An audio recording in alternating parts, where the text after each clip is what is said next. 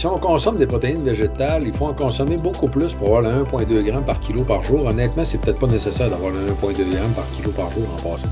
La recommandation de Walter Longo en vieillissant, c'est 40, pour la majorité des adultes, c'est 40 grammes par jour de protéines. Puis de passer pour une personne de 200 livres et plus, de passer à 60 grammes par jour de protéines. OK, on est loin de la recommandation de 1,2 g de protéines par kilo, là. Et lui, ce qu'il recommande, c'est que passer 65 ans, d'augmenter ça de 10%. C'est pas énorme, là. OK? Ça se fait en tant que tel. Puis c'est pas obligé d'être égal tous les jours. Faut pas paranoïer là-dedans non plus, là. Fait que même au bout de la ligne, si les journées, vous mangez des protéines végétales, vous mangeriez un peu moins de protéines, ça serait pas grave. C'est pas la fin du monde, là. OK? C'est pas, faut pas capoter là-dessus. Gardez en tête, en fait, que les centenaires japonais de la région d'Okinawa mangeaient 39 grammes par jour de protéines. Puis ces gens-là, tu penses à sarcopénie, là. C'est la région du monde qui a le plus de centenaires. Puis ils demeurent actifs terriblement longtemps. Là-bas, ils ont du monde de 95 ans qui font encore du vélo qui sont encore actifs sexuellement. Et puis j'ai raconté ça dans une conférence devant toute une salle de pharmaciens. Il y a un pharmacien dans la salle qui a dit Hey, je fais encore un des deux. Là, tout le monde va partir à rire. Il n'y a personne qui lui a demandé c'était quoi.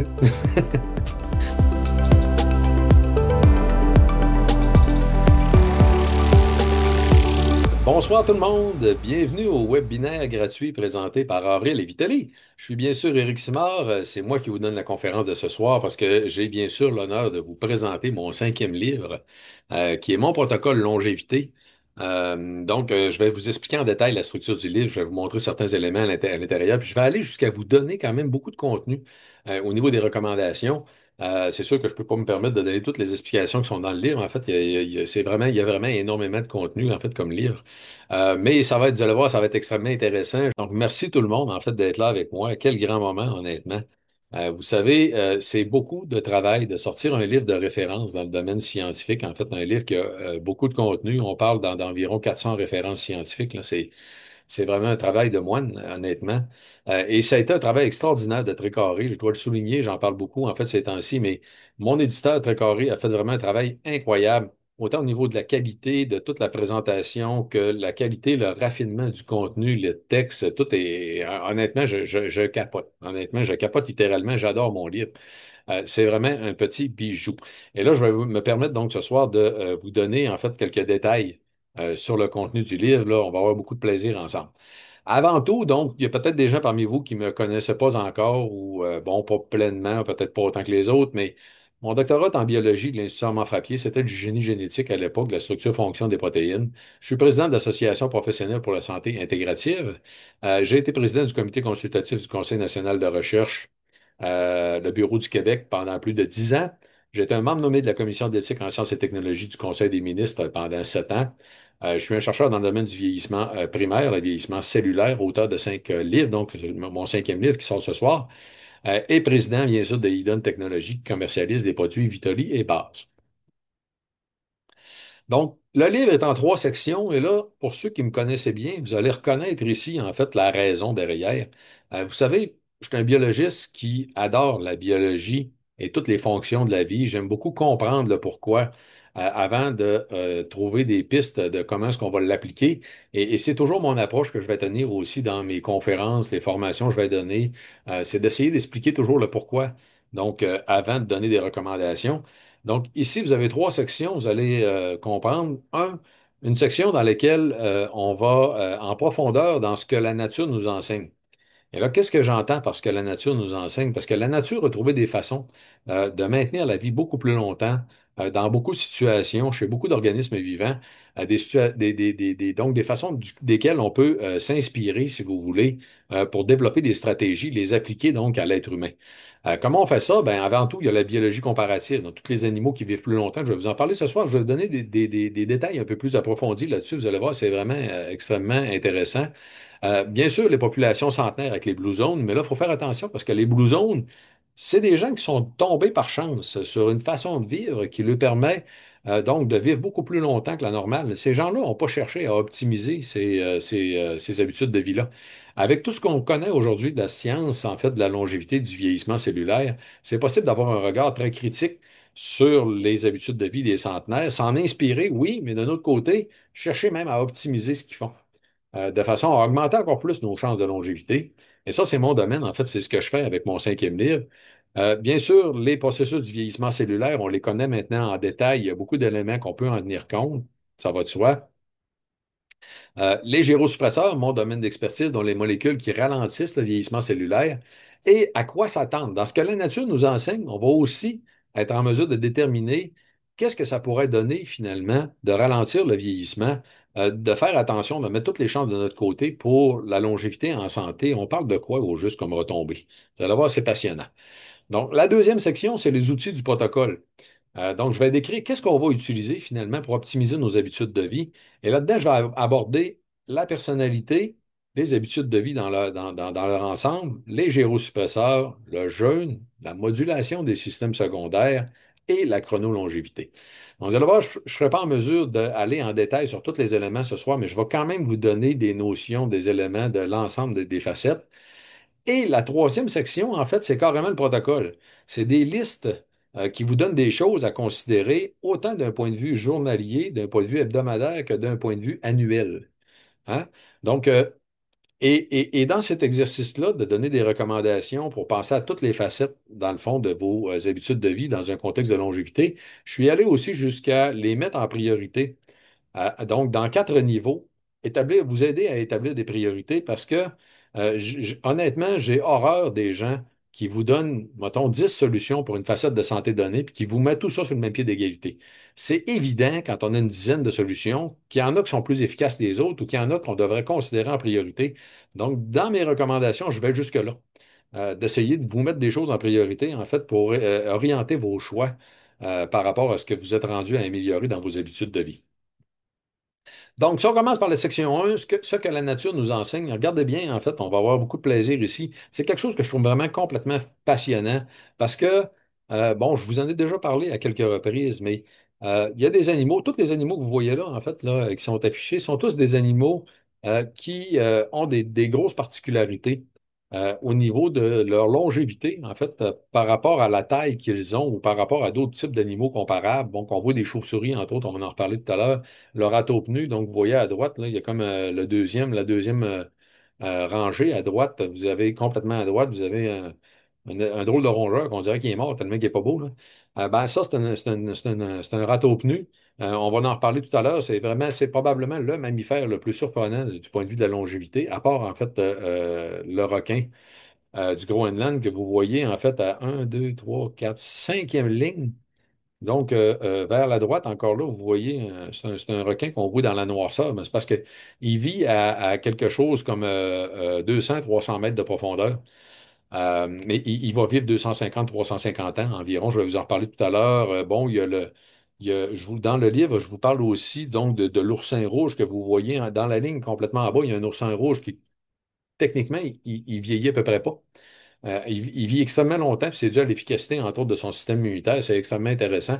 Et à l'extrême droite, les deux derniers que vous voyez en bas sont deux organismes qui, d'un point de vue biologique, sont éternels. Donc, le planaire est tellement, en fait, tellement incroyable, cet organisme-là, que tu le coupes en deux, puis il reconstruit le morceau qui manque.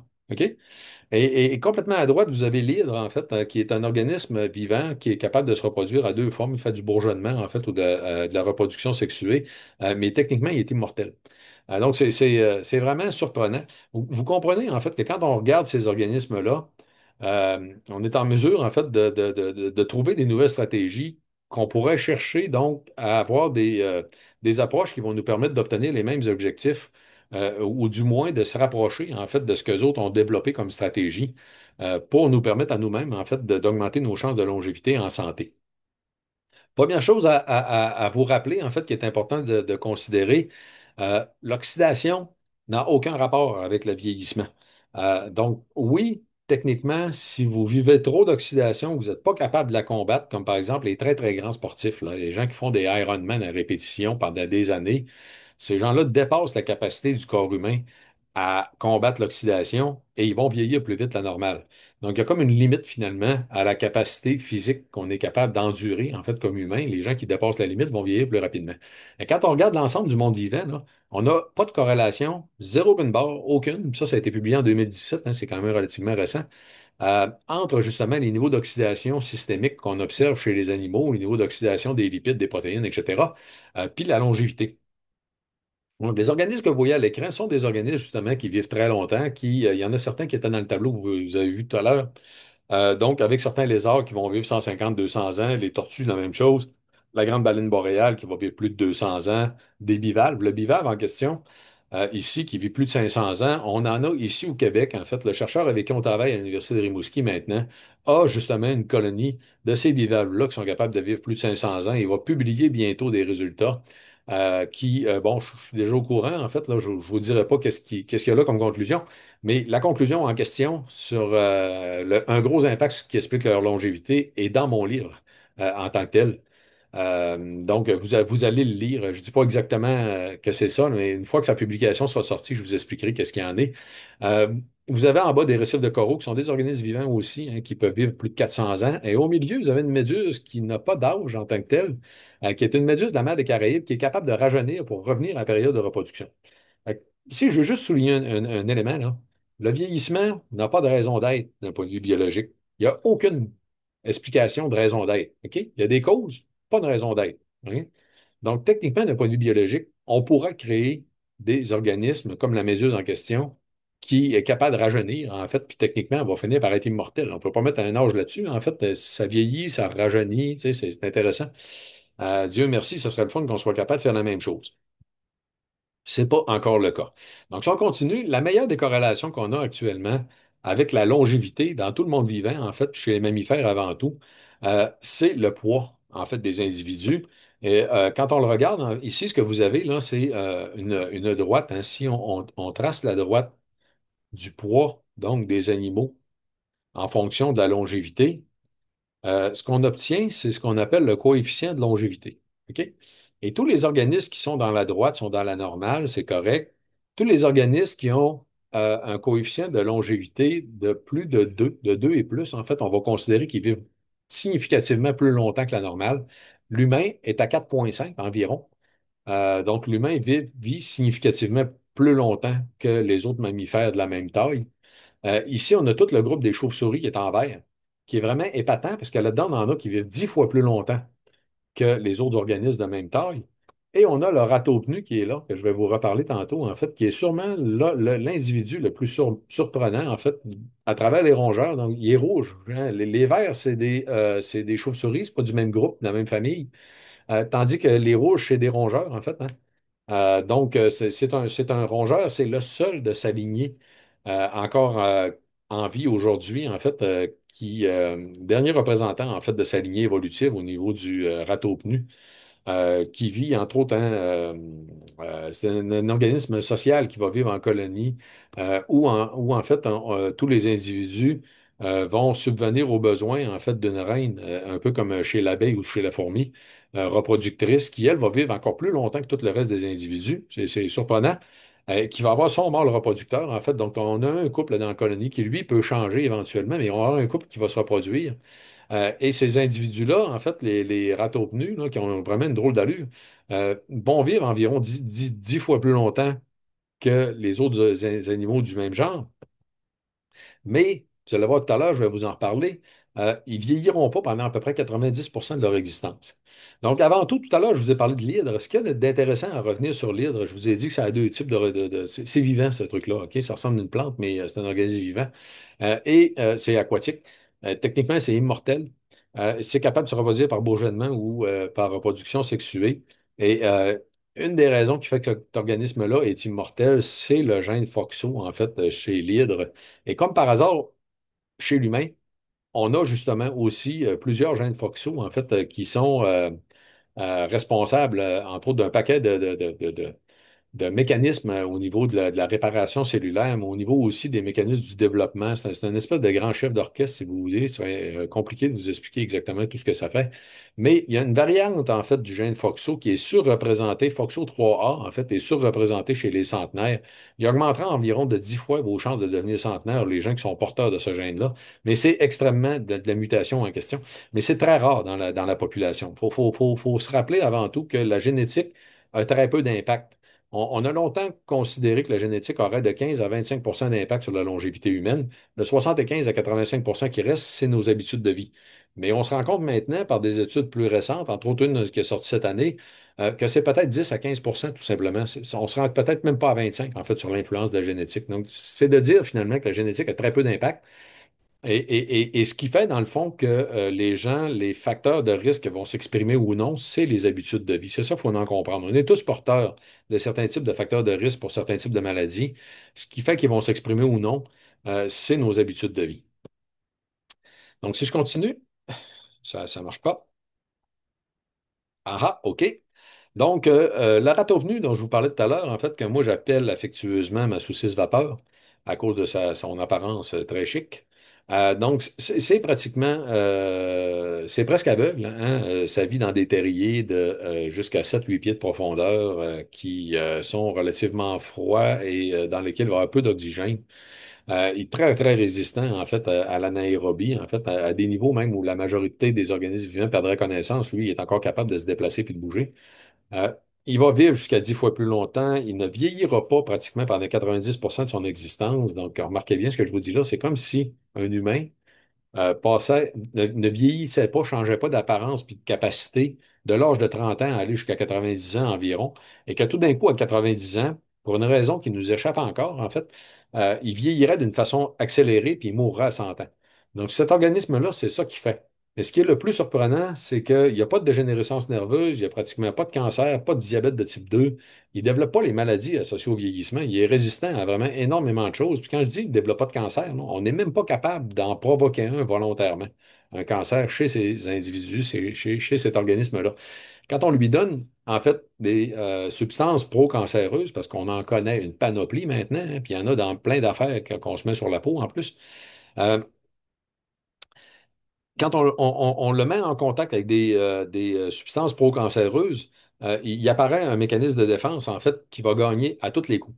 Et là, vous comprendrez, en fait, ce qui est vraiment épatant et étonnant en biologie comparative, vous comprendrez que c'est un des aspects vraiment extrêmement euh, excitants, en fait, ou intéressants, en fait, de mon domaine, c'est d'étudier ces organismes-là pour comprendre pourquoi ils sont capables de gagner tout le temps face au cancer. Qu'est-ce qu'ils font au juste? Puis essayer de voir comment on peut dupliquer ça en tant que tel chez l'humain, comment on peut apprendre de leurs trucs pour essayer, nous autres, de répéter la même chose, tu sais, tout simplement.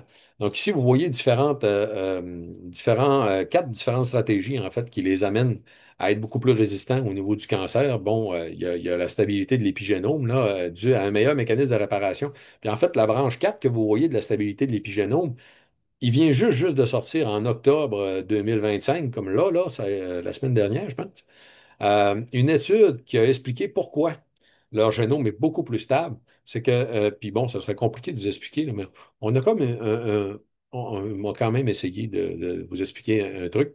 C'est que on a un mécanisme de réparation de l'ADN qui va comparer deux brins, tout simplement. Puis quand il y a un brin endommagé ou qu'il y a eu une mutation, il va prendre la copie d'à côté, en fait, tout simplement, pour aller réparer celle-là qui est endommagée. Et ces mécanismes-là sont très performants. Bon, chez l'humain, quand on est jeune, ce mécanisme-là est fonctionnel. Puis il fonctionne de moins en moins, en fait, en vieillissant, parce que, en fait, il est relié aussi à un risque de développer des cancers. C'est un peu drôle à dire, là. Mais pour un principe de se protéger contre la possibilité de développer des cancers plus tard dans notre vie, chez l'humain, ce mécanisme-là a été comme aboli, si vous voulez, dans le processus de vieillissement. Mais cette bête-là, elle, le garde le mécanisme en question avec une espèce de compensation de qualité dans le fonctionnement du mécanisme qui fait en sorte qu'il ne développera pas de cancer quand même, mais ça va lui permettre une très, très grosse stabilité, en fait, au niveau de son génome, en fait, puis de toute sa génétique, qui va améliorer aussi sa longévité. C'est extrêmement intéressant. Mais bon, c'est la branche 3 que vous voyez là, là. On connaissait, on comprenait pas, en fait, comment ça fonctionnait, à aller jusqu'à il y a 2 semaines, en fait, où la publication scientifique a été sortie. Donc, ceci étant dit, ce que vous voyez en haut, là, c'est un polymère d'acide hyaluronique qui est très, très long, en fait, qui est comme très, très visqueux, en fait, qui amène aussi des gros, gros avantages euh, de défense contre le cancer. Et donc, il y a les mécanismes, donc, entre autres, de la protéine P53 qu'on va reparler tout à l'heure, qui permet en fait de se débarrasser des cellules qui pourraient être dangereuses. Au lieu de faire des cellules sénescentes, eux autres, ils vont carrément aller en apoptose, puis les cellules qui pourraient être endommagées ou dangereuses ils meurent tout simplement. Fait que, donc, au lieu de créer des cellules cancéreuses, ils s'en débarrassent automatiquement. C'est vraiment très efficace. Donc, ceci étant dit, euh, c'est les mécanismes de défense contre le cancer, c'est ce qu'on appelle la biologie comparative. Et on apprend toujours des choses chez ces organismes-là qu'on n'est pas capable encore d'expliquer. Entre autres, cet élément-là que j'ai encadré, là, puis bon, s'il y a des scientifiques parmi vous, ça peut peut-être vous intéresser. C'est un peu difficile à comprendre ce qui est écrit là. Mais ce qui est écrit là, qui est relié, entre autres, à la plus longue durée de vie de la femelle reproductrice chez les ratopnus, on n'est pas capable d'expliquer comment ça se fait que ça, c'est possible. C'est qu'elle, ses niveaux de développement demeurent très élevés toute sa vie, malgré le fait qu'elle vit beaucoup plus longtemps que ses congénères. Normalement, elle devrait mourir plus vite. Et c'est pas le cas. Donc, il y a quelque chose là qu'on ne comprend pas encore qui probablement va nous amener à d'autres compréhensions ou d'autres outils qu'on va pouvoir utiliser dans le domaine du vieillissement, de la longévité. Ici, en fait, écoutez, ça me fait sourire parce que quand je vois des trucs de ce genre-là, c'est que des années, je pense en 75, hein, c'est l'année de ma naissance, c'est un peu drôle de dire ça, là, mais il y a un biologiste à l'époque qui a dit savez-vous, le cancer, c'est comme gagner à l'auto. Fait que plus tu as de billets, on devrait dire perdre à l'auto si vous voulez, mais avec le billet gagnant. Donc, vous comprenez un peu ce que je veux dire, là, c'est que c'est comme un jeu de hasard à lequel tu peux finir par gagner un peu tout le temps. Plus tu as de billets, plus tu as de chances de gagner. Donc, plus tu es gros, plus tu es un gros mammifère, plus normalement tu devrais être à risque de cancer. OK? Et c'est directement proportionnel. Et là, lui, à l'époque, en 75, imaginez, qui a dit ben, il y a quelque chose qui ne marche pas parce que l'éléphant, on a beaucoup moins de niveaux de cancer chez l'éléphant qu'on serait supposé d'avoir. Puis la grande baleine boréale qui vit 200 ans, comment ça se fait qu'elle n'a pas de cancer? OK, imaginez-vous donc, la grande baleine boréale, on n'a pas encore trouvé c'est quoi le mécanisme qui est responsable de sa défense contre le cancer, mais elle est très résistante. Sinon, ça ne marcherait pas. Tu peux avoir un organisme aussi gros que ça qui ne développe pas de cancer. Mais au niveau de l'éléphant, on a trouvé. C'est quoi la raison? L'éléphant, en fait, il y a un des mécanismes, on a deux grands mécanismes qui sont très, très efficaces de défense contre le cancer dans le corps humain, dont la protéine P53. Ben, l'éléphant contient 14-15 copies du gène de la protéine P53. Ça fait qu'il est beaucoup plus efficace, justement. Ce mécanisme-là chez l'éléphant est beaucoup plus efficace que dans le reste des mammifères. Et ça a permis, justement, à l'éléphant de développer une masse, un poids beaucoup plus important sans nécessairement être plus à risque de cancer et donc lui permettre une longévité qui avait de l'allure. Euh, donc, vous comprendrez que tous ces éléments-là, puis là, j'abrège, là, parce que si on les regardait tout en détail, il y en a beaucoup. Tous ces organismes-là qui vivent plus longtemps que la normale ont toutes sortes de mécanismes de défense, de mécanismes qui leur permettent, en fait, de rester en vie beaucoup plus longtemps. On peut s'inspirer de ça. Et c'est ce que je fais justement avec le cinquième livre. Vous comprenez? Je vais beaucoup plus loin que ce qu'on considère habituellement dans l'information de la biologie, en fait, pour permettre justement de dresser les meilleurs protocoles possibles au niveau de la longévité. C'est ce que je fais avec mon cinquième livre. Et là, à travers tout ça, il y a entre autres un élément qui est intéressant de souligner, c'est l'autophagie. Vous en avez peut-être déjà entendu parler pour les gens qui sont intéressés par la biologie, la longévité. On parle souvent de l'autophagie, qui est le mécanisme de recyclage cellulaire, hein. Donc, on recycle les affaires endommagées. Euh, on aurait tendance, quand on présente ça comme ça, là, puis là, ici, en passant, ce que vous voyez dans l'image, c'est aussi le coefficient de longévité, mais qui est présenté sur une échelle logarithmique pour qu'il soit à plat. OK? Donc, vous partez de droite, de gauche avec des petits organismes, puis à droite, vous avez la grande baleine boréale complètement à droite, en fait, le point rouge, là. À travers tout ça, en fait, on pointe certains animaux qui, comme par hasard, justement, maintiennent des niveaux d'autophagie beaucoup plus élevés et ont une grande capacité, entre autres, à identifier ce qu'ils vont détruire, comme ce qu'on appelle l'ubiquitination. C'est ce qui va être détruit justement par l'autophagie. Et c'est peut-être possible, peut-être qu'au cours des prochaines années, on va se rendre compte que c'est ce mécanisme-là qui est responsable de la défense contre le cancer chez la grande baleine boréale. Ça serait possible, ça, c'est une hypothèse. Ceci étant dit, pourquoi le recyclage au niveau cellulaire serait aussi efficace ou aussi important à considérer en longévité? Regardez bien, je vous ramène en arrière, en fait, en 2010. La première publication, démonstration qu'on a eue que la génétique pouvait avoir un très, très gros impact, qu'il y avait des choses dans les processus du vieillissement qui sont programmées à travers notre génétique. Ça nous est venu, donc dans les processus du vieillissement, on a compris dans le fond que les processus du vieillissement sont programmés d'un point de vue génétique d'une certaine façon. OK? On ne comprenait pas encore comment ça se faisait, mais la démonstration qu'on a eue, c'était une seule mutation dans le génome des nématodes, qui sont des vers microscopiques, en fait, qu'on utilise beaucoup en recherche parce qu'ils vivent à peu près un mois. Ça fait que ça permet de faire beaucoup de travaux avec, hein, vous comprenez? Ils vivent pas très longtemps, ça fait que si on double leur espérance de vie, ben, ça vit 2 mois. Donc, chez les nématodes, en faisant une seule mutation, on était capable de doubler la longévité. Les vers vivaient 2 fois plus longtemps avec une seule mutation, puis se rendre compte que la mutation en question était dans le gène, en fait, relié en fait à la gestion de l'insuline et de l'IGF-1.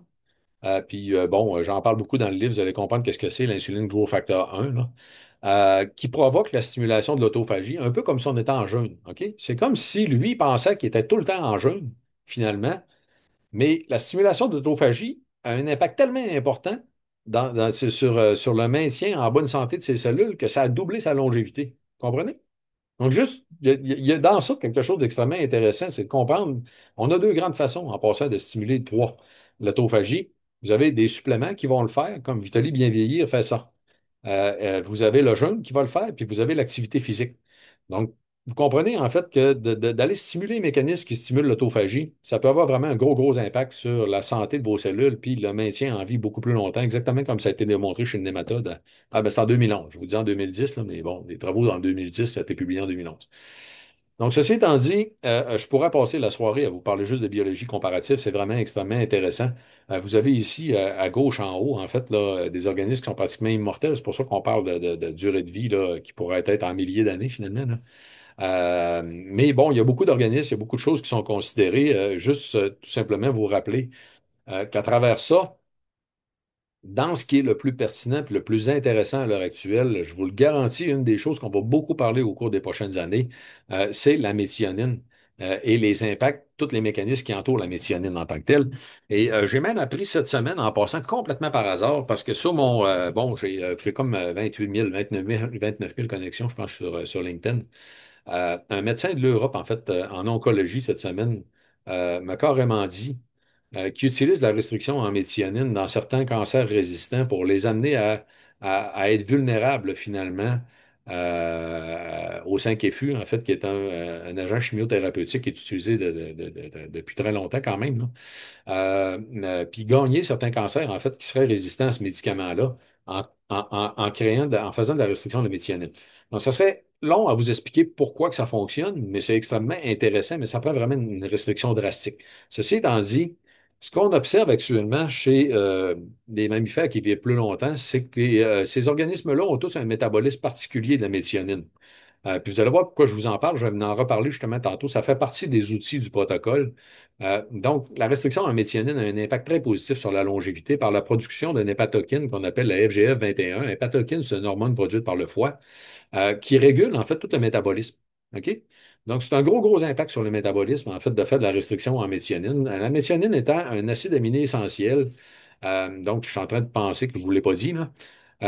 C'est un acide aminé essentiel qui est utilisé pour la synthèse donc, de toutes les protéines. Donc, si on a des biochimistes dans la salle, là, le N-terminal, donc d'une protéine, à partir de la synthèse, commence toujours par la méthionine. Par la suite, on ajoute les autres acides aminés. Donc, si on manque de méthionine, qu'est-ce qui se passe? On ne produit plus de protéines. On est obligé de freiner le développement. Si on freine le développement, on fait quoi? On freine le vieillissement du même coup. OK? Parce que c'est les mêmes mécanismes du développement qui développent un organisme plus tôt dans notre vie, qui va créer le vieillissement plus tard dans notre vie. Pourquoi je vous parle de ça? C'est qu'on sait aujourd'hui que les niveaux de méthionine sont plus élevés, entre autres, chez les animaux qui n'ont pas de microbiote intestinal et vont vivre moins longtemps. Probablement à cause de ça, justement. Donc, le microbiote intestinal a un impact aussi sur la quantité de méthionine qu'on a en circulation sanguine. Pourquoi je vous dis ça? Parce qu'il y a une publication qui est parue, imaginez-vous donc, dans Nature Microbiology, donc une des revues scientifiques qui a les plus hauts classements en termes de qualité de ce qui va être publié, qui démontrait en fait que ce mécanisme-là qui a été observé au niveau de la science, ça a été publié en 2022, là, c'est ce qu'on observe chez nos centenaires aussi. En fait, on a des niveaux de méthionine plus faibles en circulation sanguine chez nos centenaires qui seraient dus, entre autres, à leur microbiote intestinal. Et la démonstration a été faite que quand on ajoute justement volontairement des bactéries qui vont dégrader la méthionine, on a un impact autant sur le métabolisme que la longévité. Donc, c'est extrêmement intéressant le cas du lien entre le métabolisme, en fait, puis la méthionine. Donc, c'est un des outils du protocole. Je vais vous expliquer tantôt comment on fait ça, en fait, chez l'humain, là, comment on l'utilise, mais c'est un très, très bon exemple de juxtaposition, si vous voulez, de stratégie qu'on a trouvée en biologie comparative qu'on peut amener carrément dans les habitudes de vie chez l'humain. Donc, euh, mon organisme idéal, je trouve ça intéressant comme exercice, là. Si on avait, par exemple, un organisme, si j'avais à vous dire mon organisme idéal, suite à tout ce qu'on a regardé d'un point de vue biologique comparatif, puis il y a un article qui a été publié en 2021, là, pour ceux que ça intéresse, on trouve ça sur PubMed, qui parle de toutes les facettes, là, c'est fascinant, en fait, puis qui explique donc les avantages de certains organismes par rapport à plein d'affaires. Techniquement, mon organisme idéal, il réparerait plus, avant tout. C'est le truc, entre autres, pour les chauves-souris, ils vivent à peu près 8 à 10 fois plus longtemps que les autres organismes de même taille. Et puis là, il faut penser qu'une chauve-souris, ça a un métabolisme vraiment très, très élevé, hein. Tout ce qui vole a un métabolisme très élevé. Vous essayerez de voler, vous allez voir, c'est pas facile. Euh, ceci, ceci dit, j'ai une couple d'images dans ma tête, là. Euh, Ceci dit, donc, les chauves-souris qui sont capables d'avoir un métabolisme extrêmement rapide, en fait, on garde les mêmes capacités de réparation tout au long de leur vie d'un organisme plus jeune. Nous, nos capacités de réparation, ils baissent graduellement, malheureusement. Donc, une des grandes stratégies de longévité, c'est d'augmenter nos capacités de réparation et de les maintenir plus longtemps. La deuxième, en fait, d'avoir un meilleur système immunitaire. Le petit oursin rouge, tantôt que je vous ai montré, c'est entre autres la stratégie qu'il va prendre, en fait, là, d'avoir un système immunitaire extrêmement efficace. La résistance au stress oxydatif, ça va de soi. La bonne santé mitochondriale, maintenir l'autophagie tout au long de notre vie, parce que plus on vieillit, plus les niveaux d'autophagie baissent. Donc, il faut essayer de stimuler notre autophagie, en fait, la maintenir en fonction. Et bien sûr, ralentir le vieillissement, en fait, ce qui est une très grande stratégie. Donc, grosso modo, dans le monde vivant, vous avez deux grandes stratégies qui sont utilisées euh, pour justement garder des organismes plus longtemps, qui ont des meilleurs coefficients de longévité. Vous avez donc soit ralentir carrément le vieillissement, qui est aussi ralentir la croissance, ou là, vous avez une comparaison entre les souris. Hein. Une souris, ça a juste ça a 21 jours de gestation, ça ne vivra pas plus que 3 ans. Je ne sais pas si vous avez déjà demandé, là, mais une souris, il peut apparaître des cancers chez une souris à 1 an et demi. La majorité, en fait, des souris, là, vont commencer à être à risque de développer des cancers à 1 an et demi. Nous autres, chez l'humain, c'est 65 ans. Moi, je vous ai déjà demandé pourquoi nous autres, nos cancers, ils apparaissent à 65 ans, puis la souris apparaît à 1 an et demi. C'est à cause de sa vitesse de développement qui est reliée à sa vitesse de vieillissement. OK? Tout simplement. Fait que les organismes qui se développent beaucoup plus lentement, comme nous autres, l'humain, en fait, on a quand même, bon, une gestation un tantinet plus que 21 jours. Mais ici, si vous regardez le requin du Groenland que je vous ai montré tout à l'heure, je vous en ai parlé tout à l'heure, en fait, là, qui va vivre de 250 à 350 ans, puis on parle même de 400 ans dans son cas, va atteindre la maturité sexuelle à 150 ans. OK? C'est ce que j'ai appelé un vieil ado. Et justement, son développement très lent ne va jamais s'arrêter dans sa vie. Il se développe tout le temps. Ça va grossir d'à peu près 1 centimètre par année, mais tout le temps. Ça n'a pas d'arrêt, tout simplement.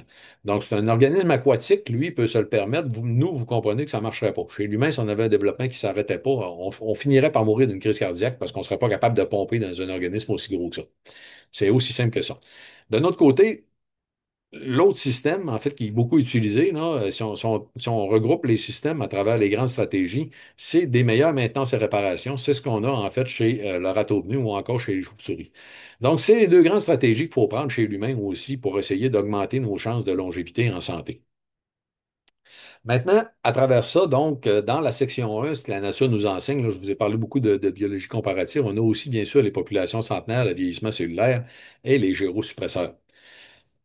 À quoi s'attendre? Donc, ces éléments-là, je vous en ai déjà parlé dans certaines conférences. Je vais tout simplement, avant d'aller à la section 2, revenir sur la question de à quoi s'attendre, en fait.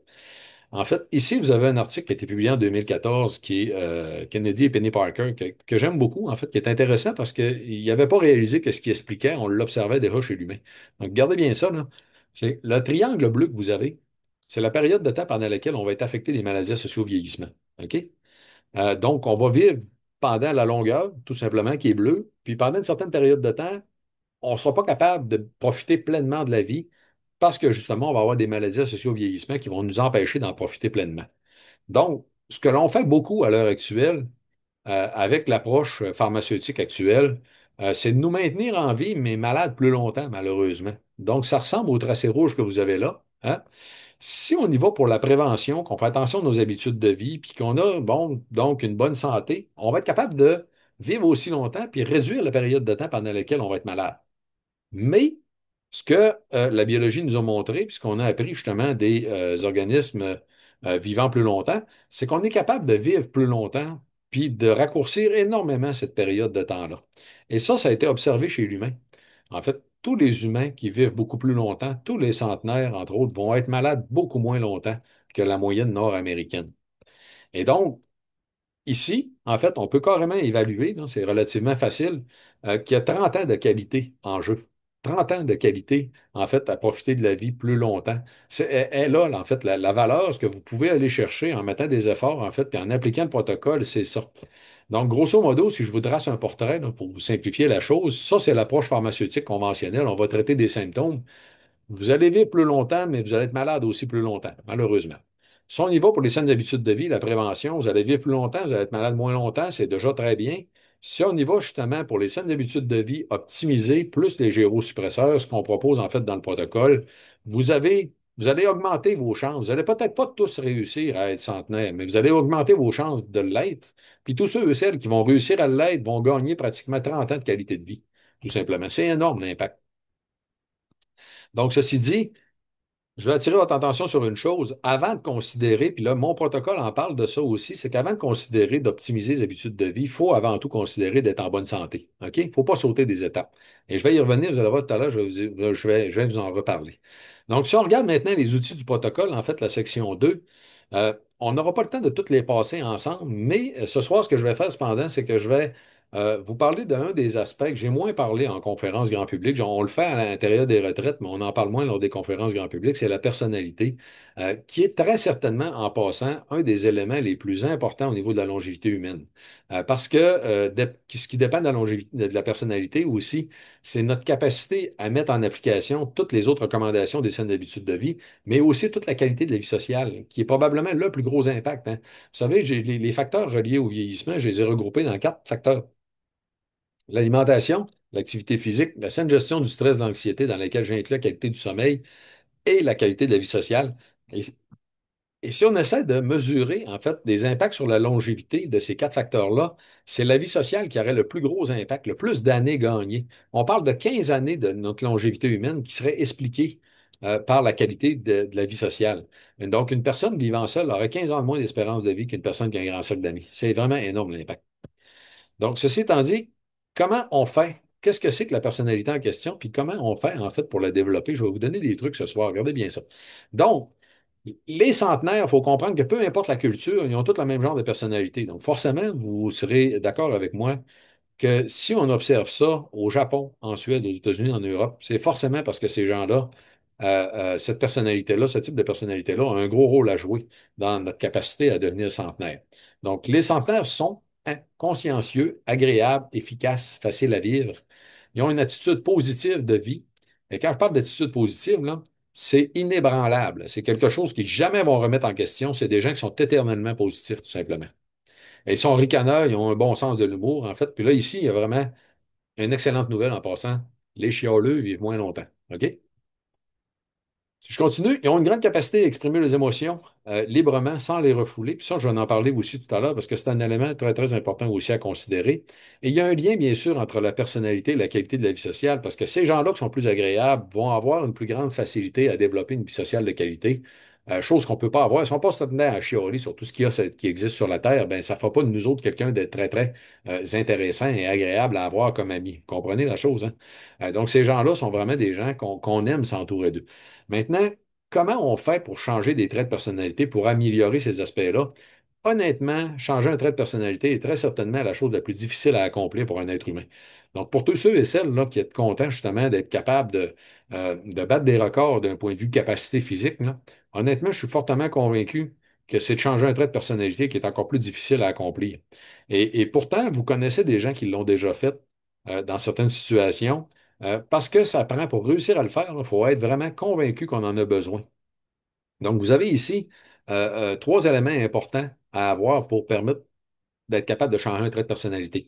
Il faut estimer que la modification du trait est souhaitable ou nécessaire en soi comme moyen d'atteindre un but. OK? Et là, je vous ai dit que vous connaissez des gens qui l'ont déjà fait. Pensez en fait à des gens qui ont fait face à la mort, mais vraiment sérieusement, soit un diagnostic de cancer ou un accident très grave. Souvent, ces gens-là vont complètement changer d'un bout à l'autre, puis à un point tel qu'on les reconnaît plus, ils deviennent plus humains. Pourquoi tout d'un coup, ils vont changer autant au niveau de leur personnalité? C'est parce que leurs jours sont comptés, ils ont compris qu'ils ont absolument besoin de profiter de la vie le temps qu'il leur reste. En fait, ils veulent pas rien gaspiller. Et là, on voit des gens changer carrément de personnalité, devenir une meilleure version d'eux-mêmes. Donc, c'est la raison, c'est le point 1, tout simplement. C'est parce qu'ils ont estimé que c'était souhaitable, c'est nécessaire, et ils sont convaincus qu'ils en ont vraiment besoin. Donc, c'est croire que le changement est possible, puis qu'ils sont personnellement capables de le réaliser. Donc, dans ce cas-là, c'est le cas aussi et développer l'habitude des changements initiaux. Donc, qu'est-ce que c'est que l'habitude des changements initiaux? En fait, je vais vous en parler un petit peu parce que ça donne une idée, en fait, de par où procéder ou comment est-ce qu'on procède à changer des traits de personnalité, ce qui est quand même très difficile. Ces éléments-là que je vous présente là, ont été présentés d'une multitude d'études, même dans d'autres façons, entre autres dans un livre qui m'a été présenté en fait dernièrement par mon ami Stéphane Mignot, qui est psychologue que j'aime beaucoup de la région de Québec, qui fait beaucoup de formations en fait en entreprise, etc. Vraiment un type, une perle. Donc, Stéphane me disait dernièrement que exactement la même chose est expliquée dans ce livre-là par le je veux, je peux, je suis prêt. Et regardez bien, en fait, je vais vous expliquer le je suis prêt, en fait, le développement des habitudes, des changements initiaux. Donc, de quoi est-ce qu'on parle en tant que tel? Il faut commencer par remplacer donc les anciens comportements par ceux désirés dans des situations liées à son but spécifique. OK? Ça, c'est assez simple à comprendre jusqu'à maintenant. Adopter le comportement souhaité dans des contextes appropriés. Donc, ça demande un effort au début, puis ça devient automatisé, puis ça nécessite plus d'efforts délibérés. Vous allez voir tout à l'heure, en fait, entre autres, dans le cas d'être fondamentalement positif, l'optimisme, c'est la chose que j'explique. C'est qu'il faut considérer dans notre vie qu'on a deux grands arbres, l'arbre du négatif puis l'arbre du positif. Et que lui qui va devenir dominant, en fait, dans notre vie, c'est lui qu'on va arroser le plus. Et ça a l'air niaiseux, mais c'est vrai. Les gens qui observent leurs pensées puis réalisent que dans certaines situations, ils auraient pu réagir positivement au lieu de la réaction qu'ils ont eue, qu'il y a toujours une façon de trouver une solution ben, ils vont finir, en fait, par développer un automatisme, puis ils vont finir par penser automatiquement comme ça. Donc, ça se développe, tout simplement. Et selon ce modèle, les changements de personnalité à l'âge adulte seraient souvent modestes, car pour différentes raisons, ces trois conditions seraient difficiles à réunir. Donc, effectivement, malheureusement, souvent, c'est extrêmement difficile de le faire. Donc, je vous en ai parlé tout à l'heure. Euh, Mes quatre grands facteurs sont réunis par un facteur facilitant, qui est le type de personnalité, en fait, des gens centenaires, mais qui est avant tout le fait d'être positif, fondamentalement positif, et c'est quelque chose qui ne sera jamais remis en question, qui est inébranlable, je vous le dis, et ça se développe tout simplement. Donc, il faut y penser, c'est important. Deuxième élément, en fait, à considérer au niveau de votre personnalité, en fait, qui se développe aussi, hein, puis qui est beaucoup plus facile à développer en passant, là, c'est la capacité à parler de nos émotions. Puis là, bon, malgré le fait que je suis un homme, puis que nous autres, les hommes, c'est pas quelque chose qui a de l'air à venir avec, comment je dirais, donc, les instructions initiales. Euh, disons que c'est pas quelque chose dans quoi on a tendance à être bon au niveau des hommes. Il y a quand même des trucs pour développer justement les émotions. Et là, ce qui est intéressant, c'est que au niveau du cerveau, le cerveau va construire des états émotionnels en un clin d'œil. Quand vous êtes capable de mettre le nom sur une émotion, la rattacher à quelque chose que vous avez vécu, automatiquement, le cerveau va construire le chemin d'accès pour utiliser l'émotion en question. C'est comme s'il va être capable de settler que ça, c'est ça que ça veut dire. Donc, après coup, il est capable de réutiliser le même chemin pour vous permettre de mieux exprimer vos émotions, mais mieux les vivre aussi du même coup. Donc, les gens qui développent l'intelligence émotionnelle sont des gens qui, oui, vont être mieux outillés pour faire face à une multitude de trucs dans la vie, mais être mieux outillés aussi pour profiter d'une multitude de choses dans la vie. Vous comprenez? C'est un peu comme, comment je vous dirais donc, steak, patate, blé d'Inde. Hein? C'est-à-dire, si on mange toujours les mêmes affaires, puis qu'on n'essaie jamais rien, ben, vous allez vous ramasser à être quelqu'un d'un peu plate qui, dans la vie, il y a rien que trois, quatre affaires à apprécier parce que c'est la seule affaire qu'il a mangé toute sa vie. Vous comprenez la patente? Si, d'un point de vue émotionnel, on développe en fait notre capacité à apprécier plein de choses au niveau des émotions, ben, coudonc, notre vie va être bien plus pleine d'émotions qu'elle était auparavant. Vous comprenez la chose? Donc, Et ça se développe. Donc, le truc, donc, il faut apprendre des nouveaux mots, leur signification, puis l'attacher à des situations réelles. Comment on fait ça? Dans le livre, vous allez retrouver la roue de Plutchik. Plotchik. Jaillit ce mot-là, c'est terrible. Mais c'est le nom. On ne peut pas le rebaptiser, en fait, hein. C'est le nom du psychologue qui a développé, en fait, l'idée, la structure pour nous aider à mieux situer les émotions. Donc, vous retrouvez ça sur Internet très, très facilement, là. Mais si vous le regardez comme il faut, vous allez comprendre que, dépendamment d'une personne à l'autre, pour des raisons quelconques, là, comme on va prendre, disons, ma conjointe, OK? Moi, je me suis mis à faire comme l'inspecteur, tu sais, qui parle tout le temps de sa femme, là. Je trouve ça intéressant, ça. Euh, donc, euh, admettons donc que Peggy s'achète une nouvelle sacoche. OK? Puis qu'elle adore, en fait, parce que c'est quelqu'un de design, c'est quelqu'un, puis bon, fine, écoute, elle aime ça, tant mieux pour elle, là. On a chacun nos dadas, puis on a chacun les choses qu'on aime, là. Tu sais, moi, si j'y montre mes affaires téléguidées, elle sera pas dans. Elle va peut-être être dans la sérénité, là. Comme moi, mettons, elle me montre sa nouvelle sacoche, je vais être dans la sérénité, OK? Elle va être dans l'extase. Donc, si vous regardez la ligne jaune, là, on n'est pas dans le même niveau. Mais c'est intéressant parce que quand on prend connaissance de tous les différents niveaux, justement, des émotions, puis ça, à quoi ils servent. Donc, ça peut être un jeu, c'est facile, hein? Vous pourriez sortir ce truc-là, le mettre sur la table, genre au souper, puis dire, hey, tout le monde ensemble, là, on repense à notre journée, puis on trouve une situation dans laquelle on va aller chercher un raffinement au niveau de notre état émotionnel, puis on va le situer par rapport à la roue de Plochik. Donc, hey, ça peut être des émotions, il y a autant des négatives que des positives, là. Donc, si vous le regardez comme il faut. Donc, c'est extrêmement intéressant, en fait, hein, puis ça peut amener donc une autre façon aussi de partager de la vie sociale de qualité. Parce que si vous voulez estimer si votre vie sociale est de qualité, si vous parlez jamais de vos émotions, c'est zéro bin barre. Donc, il faut, en fait, un des éléments les plus importants à considérer pour que vous ayez une vie sociale de qualité, c'est le fait d'être capable de parler de vos émotions. Ceci étant dit, si je continue, un deuxième point qui va vous aider aussi à développer la personnalité des centenaires, c'est le fait d'être vrai. Et tout le temps, en fait, en tant que tel. Donc, vous comprendrez que cet élément-là, en fait, je les recache à tous les matins, en fait, hein, c'est apparu suite à la vaccination. Euh, ceci étant dit, c'était un truc des enfants hein, que j'ai trouvé à un moment donné dans la chambre de bain.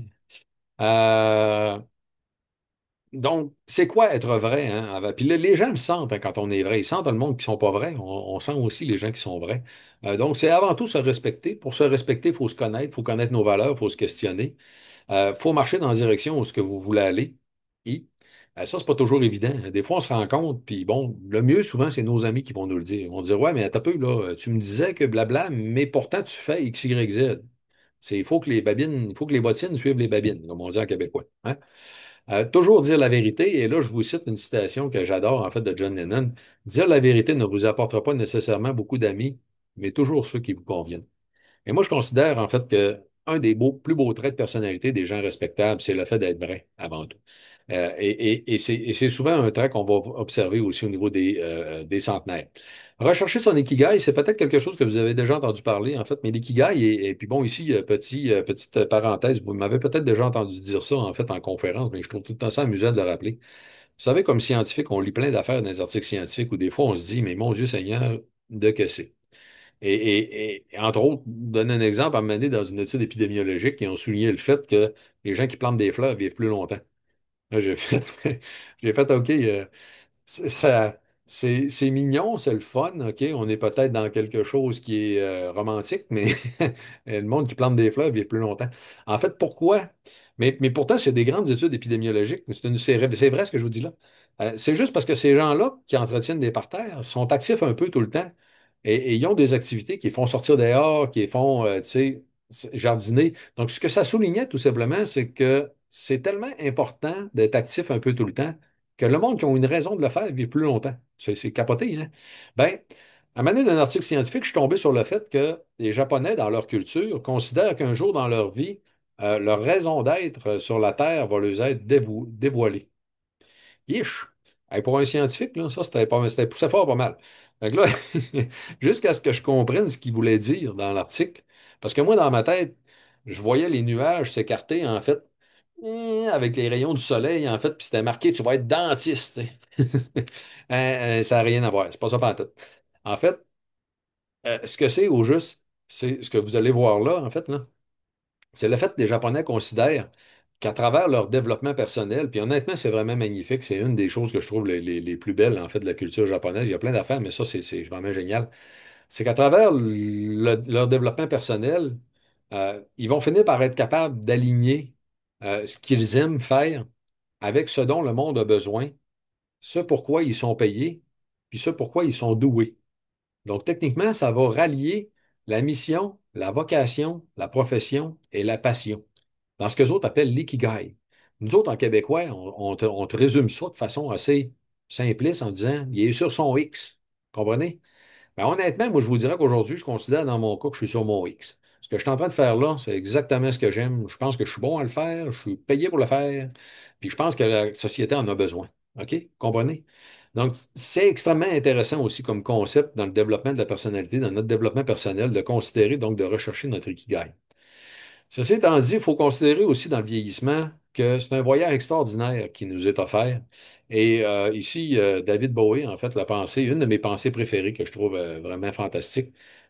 David Bowie disait que vieillir est un processus extraordinaire durant lequel on devient la personne qu'on aurait toujours dû être. Honnêtement, il a raison. Il faudrait avoir deux vies, tout simplement. Hein? Une pour se tester, puis la deuxième pour la vivre.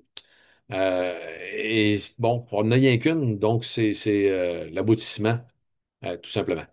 Donc, ceci dit, maintenant, ça m'amène à la troisième section du livre. Donc, vous comprenez les trois sections, là, puis là, les outils du protocole, on ne peut pas tous les passer en détail, mais je vais quand même vous donner des exemples des outils du protocole dans la troisième section du livre. Regardez bien ça, que j'ai appelé Ce voyage dont vous êtes le héros. Parce que ben oui, c'est un petit clin d'œil en fait au livre qu'on avait quand j'étais jeune, là, pour ceux qui ont connu ça, là, ce livre dont vous êtes le héros. J'aimais ça, j'ai toujours aimé les affaires qui font appel en fait à l'imaginaire. Et j'aime encore ça aujourd'hui, en fait. Mais donc, ce voyage dont vous êtes le héros, parce que la longévité, votre santé, c'est vous, tout simplement, hein, qui déterminez ce que vous voulez en faire.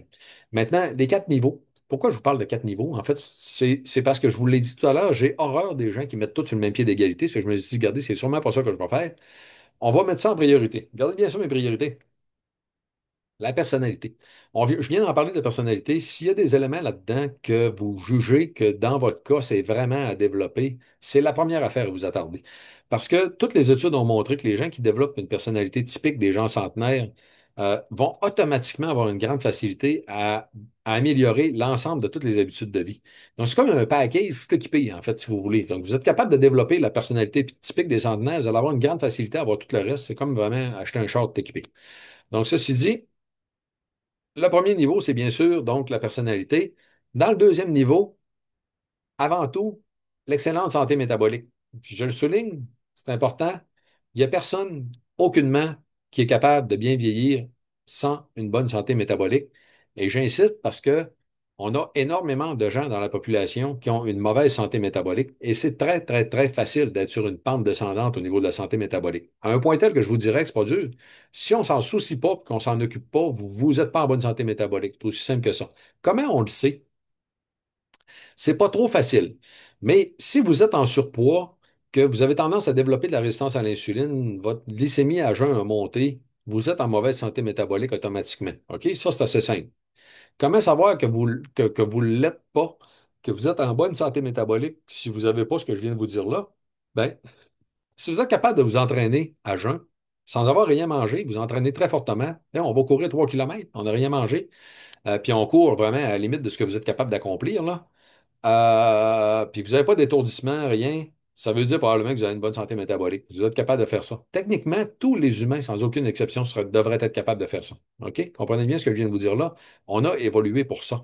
Les êtres humains, à l'époque de l'homme des cavernes, on estime qu'ils pouvaient se déplacer jusqu'à 15 kilomètres par jour en moyenne. Écoutez, vous essayerez ça, là, c'est quand même assez capoté. Ça prend une bonne marge en centre d'achat, mettons et 15 kilomètres par jour en moyenne. Hein? Donc, on était des organismes très, très actifs tout le temps, tous les jours, tout le temps, en tant que tel. Donc, normalement, on devrait être capable, justement, puis d'autant plus que des fois, on n'avait pas mangé quand on avait à se déplacer, exactement comme l'exemple que je viens de vous donner. Donc, ceci dit, dans le premier niveau, donc, les choses à considérer avant tout, l'excellente santé métabolique, la vie sociale de qualité, la saine gestion du stress, de l'anxiété, dans ça, j'inclus la qualité du sommeil, l'activité physique, toutes les facettes, pas juste une, là. Aller marcher, c'est bon, c'est pas pire, mais c'est pas grand-chose. Ça prend les quatre volets. l'anaérobie, en fait, qui est de l'activité physique de haute intensité, je vais y revenir tantôt, la force et l'équilibre. OK? L'équilibre étant aussi une question, pas juste une question de garder notre équilibre, mais d'être équilibré dans toute l'activité que vous faites, en fait, de façon à garder l'ensemble des muscles dont on fait pas rien que les biceps. OK? Vous comprenez le principe. Saine alimentation qui inclut le jeûne, OK? Ça inclut le jeûne. Et la vie sexuelle active. Pourquoi la vie sexuelle active? Ici, c'est une hypothèse. Dans mon livre, je me permets en fait d'aller plus loin que ce que font les scientifiques habituellement et d'aller jusqu'à conclure sur des choses qu'on n'a pas encore démontrées, mais biologiquement parlant, ça fait du sens en tabarouette. Donc, un bon exemple de ça, c'est que vous faire un parallèle, vous allez comprendre. Puis j'en ai pas parlé tantôt, mais dans la personnalité typique des centenaires, il y a l'engagement. C'est déjà engagé dans quelque chose. Le jour où on perd l'engagement qu'on a envers la vie, envers notre raison d'être, envers ce qui nous motive à nous lever à tous les matins, on va tomber malade. Puis vous en connaissez du monde qui le perdent, ce point-là, le jour où ils arrêtent de travailler. On a des gens que la seule chose qui les identifie à être vivants, tout simplement, c'est le fait de travailler, ce qu'ils accomplissent dans leur travail. Puis le jour où ils prennent leur retraite, ils tombent malades. Qu'est-ce qui se passe? Ils ont perdu leur raison d'être. Ils ont perdu ce qui les attachait. Ben, d'un point de vue biologique, là, ta raison d'être là, c'est de se reproduire. C'est de se reproduire. C'est notre vie sexuelle en tant que telle. Donc, techniquement, d'un point de vue biologique, probablement que c'est une bonne idée, même si on ne veut pas vraiment y arriver, de faire à croire à notre corps qu'on essaye encore de se reproduire. Comprenez le principe? C'est ça. Le deuxième, la prise des gyrosuppresseurs, c'est essentiel. OK? Les gyrosuppresseurs, les molécules qui vont ralentir le vieillissement cellulaire, ont tellement un gros impact en santé humaine que techniquement, tout le monde devrait mettre ça en application. Donc, c'est la raison pour laquelle on a commercialisé la ligne de produits Vitali. Je vais y revenir tout à l'heure. Et en dernier lieu, il y a certains autres éléments qui sont à considérer, qui, oui, peuvent être significatifs, mais que je considérerais après avoir considéré tout le reste. Vous voyez un peu là, l'établissement des priorités, là. Attention aux carences. Donc, ça va de soi, des gens pourraient être carencés en différentes choses. La modulation des systèmes secondaires, je vais vous expliquer, j'explique c'est quoi, en fait, dans le livre. Je pense que tantôt, je vais donner un exemple. C'est tous les systèmes qui ne sont pas essentiels à la survie, mais qui, techniquement, ont un très gros apport bénéfique, comme entre autres l'autophagie. C'est pas essentiel à la survie. On pourrait vivre toute notre vie sans faire de l'autophagie. Vous allez peut-être pas mourir, vous allez peut-être pas vivre extrêmement longtemps, mais vous allez vivre pareil. Mais si on fait plus d'autophagie, qui est un système secondaire qui n'est pas nécessaire qui est pas nécessaire à la vie en tant que tel, faites plus d'autophagie, vous allez vivre plus longtemps. Ben, de ces systèmes secondaires-là, il y en a plein. L'anaérobie en est un, en fait, qui stimule la vie des mitochondries.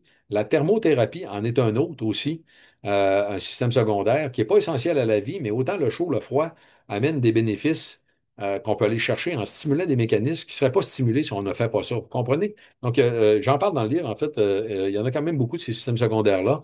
La réduction de l'inflammation et tout ce qui a trait à la chronolongévité, on en a reparlé tout à l'heure, en fait, c'est tout ce qu'on peut considérer pour optimiser la longévité en lien avec le cycle circadien de 24 heures. Donc, le protocole, en fait, hein, je l'ai nommé le protocole Sinormèse, le protocole que vous avez dans mon livre, en fait, là. J'y ai donné un nom parce que pour que quelque chose existe, il faut que ça ait un nom. C'est philosophique, mais Syn pour synergie, Hormèse pour les processus d'Hormèse. J'explique le pourquoi dans le livre. À ce soir, on n'aura pas vraiment le temps d'aller en détail là-dessus. Mais 24/7/12 parce qu'on considère 24 heures, 7 jours par semaine, 12 mois par année. OK? Donc, c'est des listes des comportements ou actions à adopter. Vous avez une première série de chacune de ces listes-là. Donc, vous avez une liste journalière, une liste hebdomadaire, puis une liste à considérer de façon annuelle. Parce qu'il y a des choses qui s'appliquent à l'année. Tandis qu'il y a des choses qu'on devrait appliquer tous les jours. Donner un exemple bien niaiseux, là, prendre des vacances. Ça a l'air niaiseux. Mais si vous avez des gens qui ne prennent pas jamais de vacances, c'est probablement pas très sain, en fait, hein, pas très bon pour la santé. Et bon, c'est pas quelque chose qu'on devrait considérer d'une façon journalière, normalement, hein. Ça va être plus de façon annuelle. Donc, mais ça va jusque-là, OK? Et donc, le protocole est vraiment très, très complet.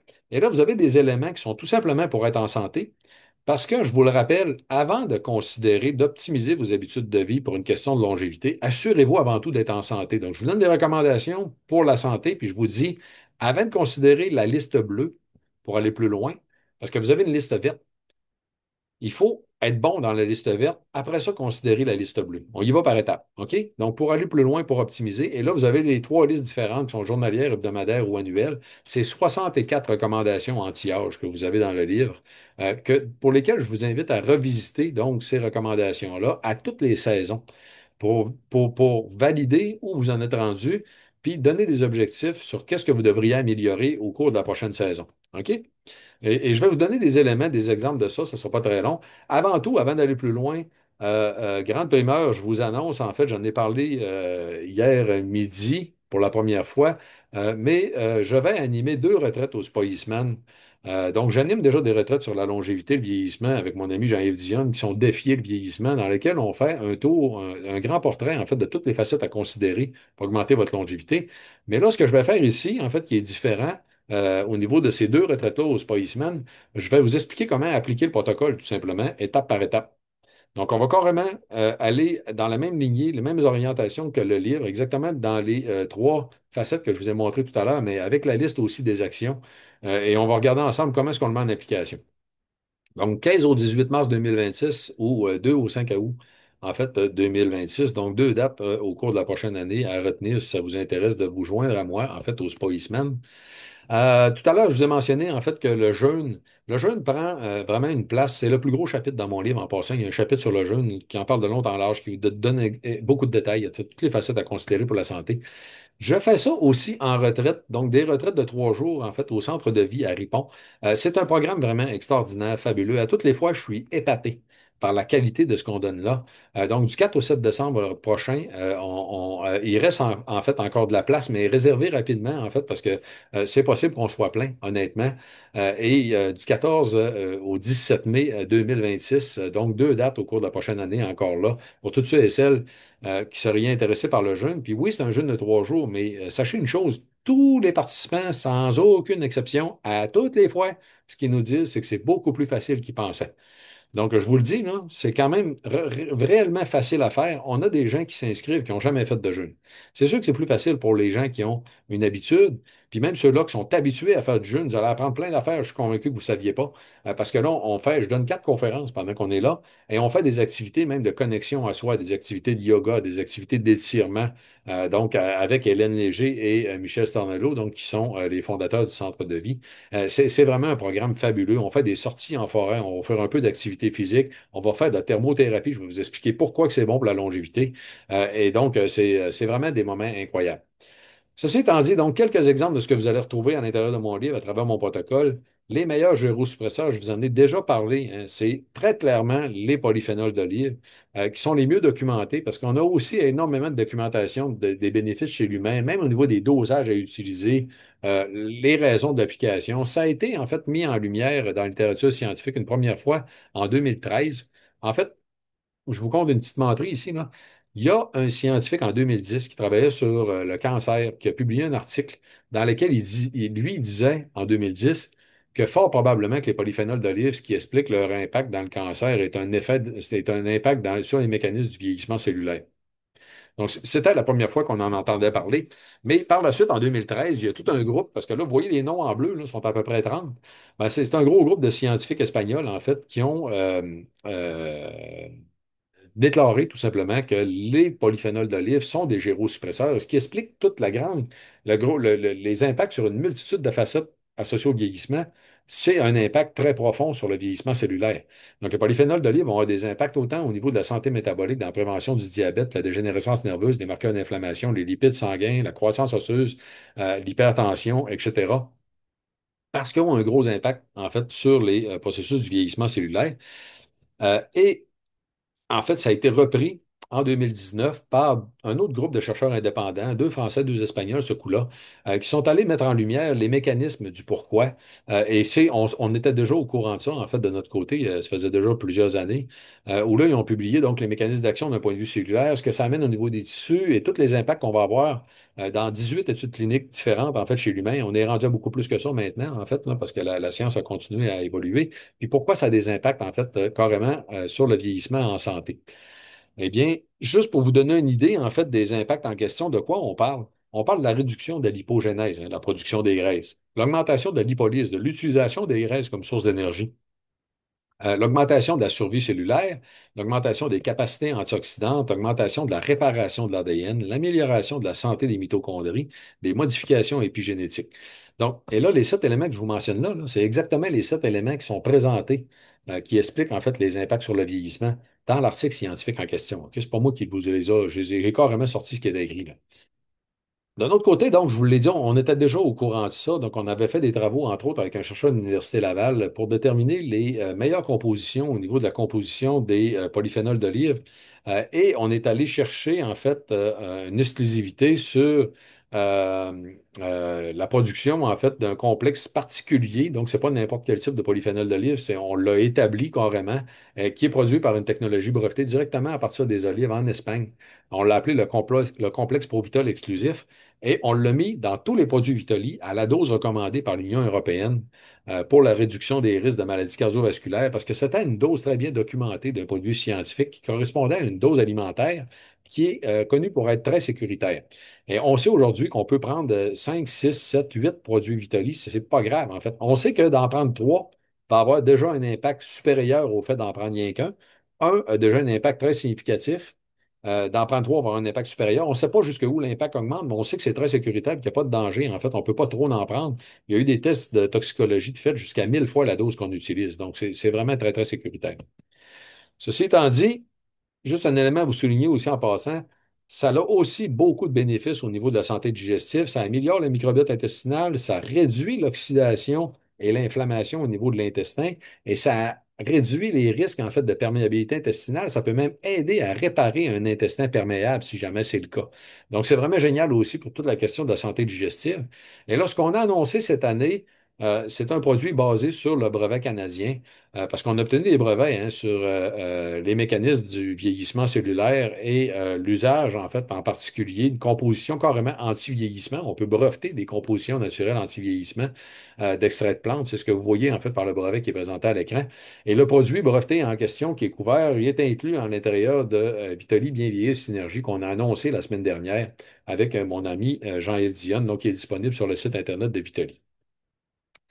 Donc maintenant, le jeûne, en fait, comme habitude de vie, de quoi je parle et pourquoi j'en parle, regardez bien, je vais vous donner des façons très simples, OK, d'appliquer ça à vos habitudes de vie. Un, juste rien manger 4 heures avant d'aller se coucher, donc de ne pas grignoter dans la soirée, ça a déjà un bénéfice en passant. Parce que vous allez augmenter la période de temps durant laquelle vous ne mangez rien. Puis à la minute où vous augmentez de quelques heures la période de temps dans la journée que vous ne mangez rien, ça a déjà un bénéfice santé. On n'est pas fait pour manger tout le temps, c'est aussi simple que ça, OK? Manger sur une période maximale de 8 heures, ça a un bénéfice de plus. Manger juste une fois dans la journée, donc sur une période de 1 à 2 heures, et manger rien qu'une fois dans la journée pour s'entraîner en plus pendant la période de jeûne, c'est ce que j'ai appelé du jeûne flexibilité plus.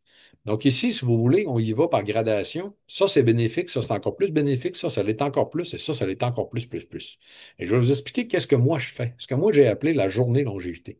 Et là, donc, pour continuer dans la question de l'optimisation du jeûne, si vous voulez des façons assez simples d'optimiser vos bénéfices du jeûne, regardez bien, moi, vous les donner.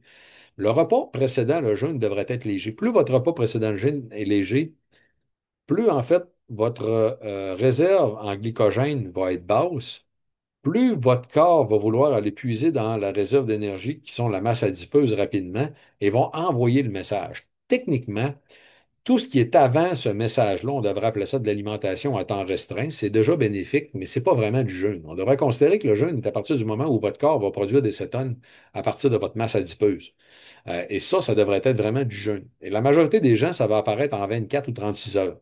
Donc, ça dépend de votre santé métabolique. Dans mon cas, moi, ça apparaît avant la fin de la journée, là. Je devrais être dans les 20-22 heures environ, là, où ce que j'arrive à cette étape-là. Donc, prendre des gyrosuppresseurs pour supporter le métabolisme pendant le jeûne, en fait, Vitali bien vieillir pendant le jeûne, pousse exactement les mécanismes dans la même direction que le jeûne. Vous allez juste augmenter les bénéfices. En fait, vous allez accélérer tout simplement le processus. Le jeûne flexibilité plus, vous vous entraînez dans la période de jeûne, vous allez pousser la flexibilité métabolique plus loin. Et les probiotiques, pour aider la modulation du microbiote intestinal, c'est que pendant la période de jeûne, il faut comprendre une affaire, les mauvaises bactéries de votre intestin ont besoin des glucides, ont besoin de l'apport calorique pour se nourrir. Quand vous ne mangez plus, les mauvaises bactéries de votre intestin, ils crèvent de faim. Les bonnes bactéries sont capables de se nourrir de votre mucus intestinal. Donc, imaginez la chose, là. Quand vous jeûnez, vous créez une situation dans laquelle votre microbiote intestinal est en crise, une situation de crise dans laquelle les mauvaises bactéries ne sont pas capables de s'alimenter. C'est génial, vous allez dire, hein? Puis les bonnes, eux autres, ça, tout va très bien, ils n'ont pas de problème.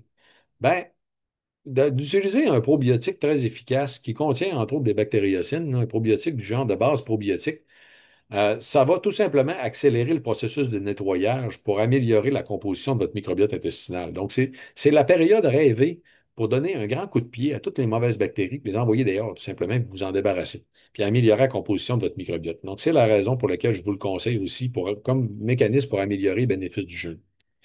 Maintenant, l'exercice de haute intensité, j'en parle beaucoup dans mon livre. Pourquoi j'en parle? Regardez bien ce que je vais vous montrer là. C'est une étude qui a été publiée en 2016, un entraînement de 12 semaines où on a fait faire à des gens trois sprints de 20 secondes à 250 de la puissance maximale. Qu'est-ce que c'est au juste, là? C'est assez simple, parce que là, vous allez demander, ouais, mais 250 c'est bizarre, hein? On est au-dessus de la capacité. Ouais. C'est le genre d'exercice, dans le fond, où vous êtes à la limite de ce que vous êtes capable de faire. OK? Donc, c'est pas quelque chose que vous pouvez maintenir pendant des heures, vous pouvez maintenir longtemps. C'est que vous êtes à la limite de ce que vous êtes capable de faire pendant 20 secondes. Donc, vous donnez vraiment un grand coup. Ici, c'était fait sur des vélos, en fait, mais ça peut se faire en course à pied. C'est assez simple. C'est comme si on faisait un sprint. Donc, vous vous rendez à la limite de ce que vous êtes capable de faire. Trois fois 20 secondes en attendant un petit peu, peut-être une minute ou deux en chaque, tout simplement. Puis on fait ça trois fois par semaine. OK? C'est simple, là, c'est pas compliqué. Vous pourriez faire ça tout simplement, par exemple, en courant, en faisant attention pour ne pas vous blesser, là, mais en courant quand vous allez marcher. Courir juste trois fois 20 secondes. Faites-le avec un ami, ça peut être amusant. Là. Et là, vous allez voir passer du monde dans la rue qui court dans tout bout de champ. Des fois, ils ne courent pas. Là. Mais regardez bien les bénéfices. Ça a des bénéfices équivalents sur votre capacité, en fait, à transformer l'oxygène en énergie, ce qu'on appelle le VO2 max, votre capacité maximale, en fait, à produire de l'énergie, puis à transformer de l'énergie en captant, en fait, l'oxygène de l'air. La fonction mitochondriale musculaire et la sensibilité à l'insuline, aussi bon. Hein, ça a des impacts aussi bons équivalents à un entraînement modéré continu de 45 minutes à 70 de votre capacité. C'est ce que vous faites habituellement. Quand vous faites un entraînement normal, là, à une intensité normale, c'est à peu près 70 de votre capacité qu'on considère de le faire, qu'on recommande de le faire. Ben, trois fois 20 secondes, trois fois par semaine, ça vaut 45 minutes d'activité physique. Vous comprenez la patente? On vous demande de faire 150 minutes d'activité physique par semaine, puis c'est sérieux, là. Ben, déjà, trois fois 20 secondes, trois fois par semaine, ça compte pour 45 minutes. Il vous en reste 105 à trouver. Vous trouvez, donc, vous comprenez la chose. Et les bénéfices de l'intensité sont vraiment énormes.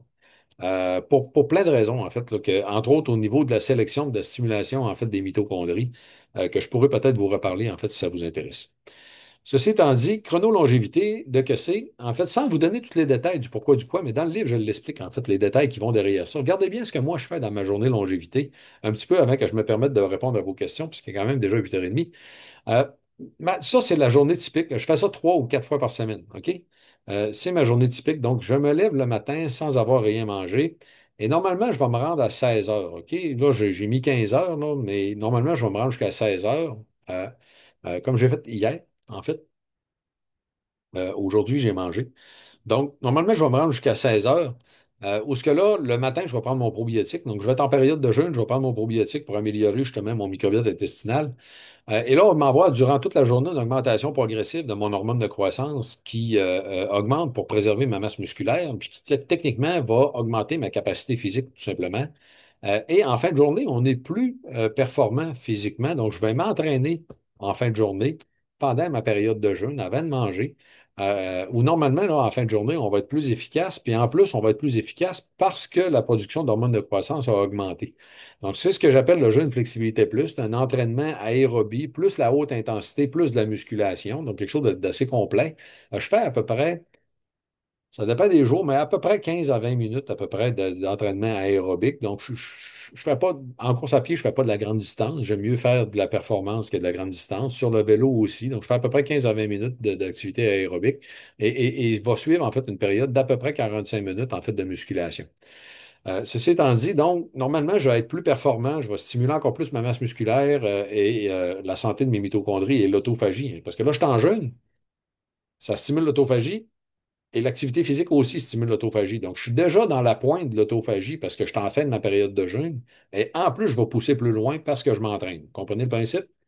Et là, je vais avoir un repas riche en protéines animales. C'est quoi riche? En fait, c'est une bonne portion, s'assurer d'en avoir suffisamment pour aller permettre la réparation musculaire ou encore le gain de masse musculaire si c'est quelque chose qui vous intéresse, mais au moins, en fait, la réparation puis le maintien de votre capacité musculaire. Les protéines animales vont être plus efficaces pour ce faire. Ça va stimuler le mTOR, il faut le stimuler le moins possible. Je l'explique dans le livre pourquoi.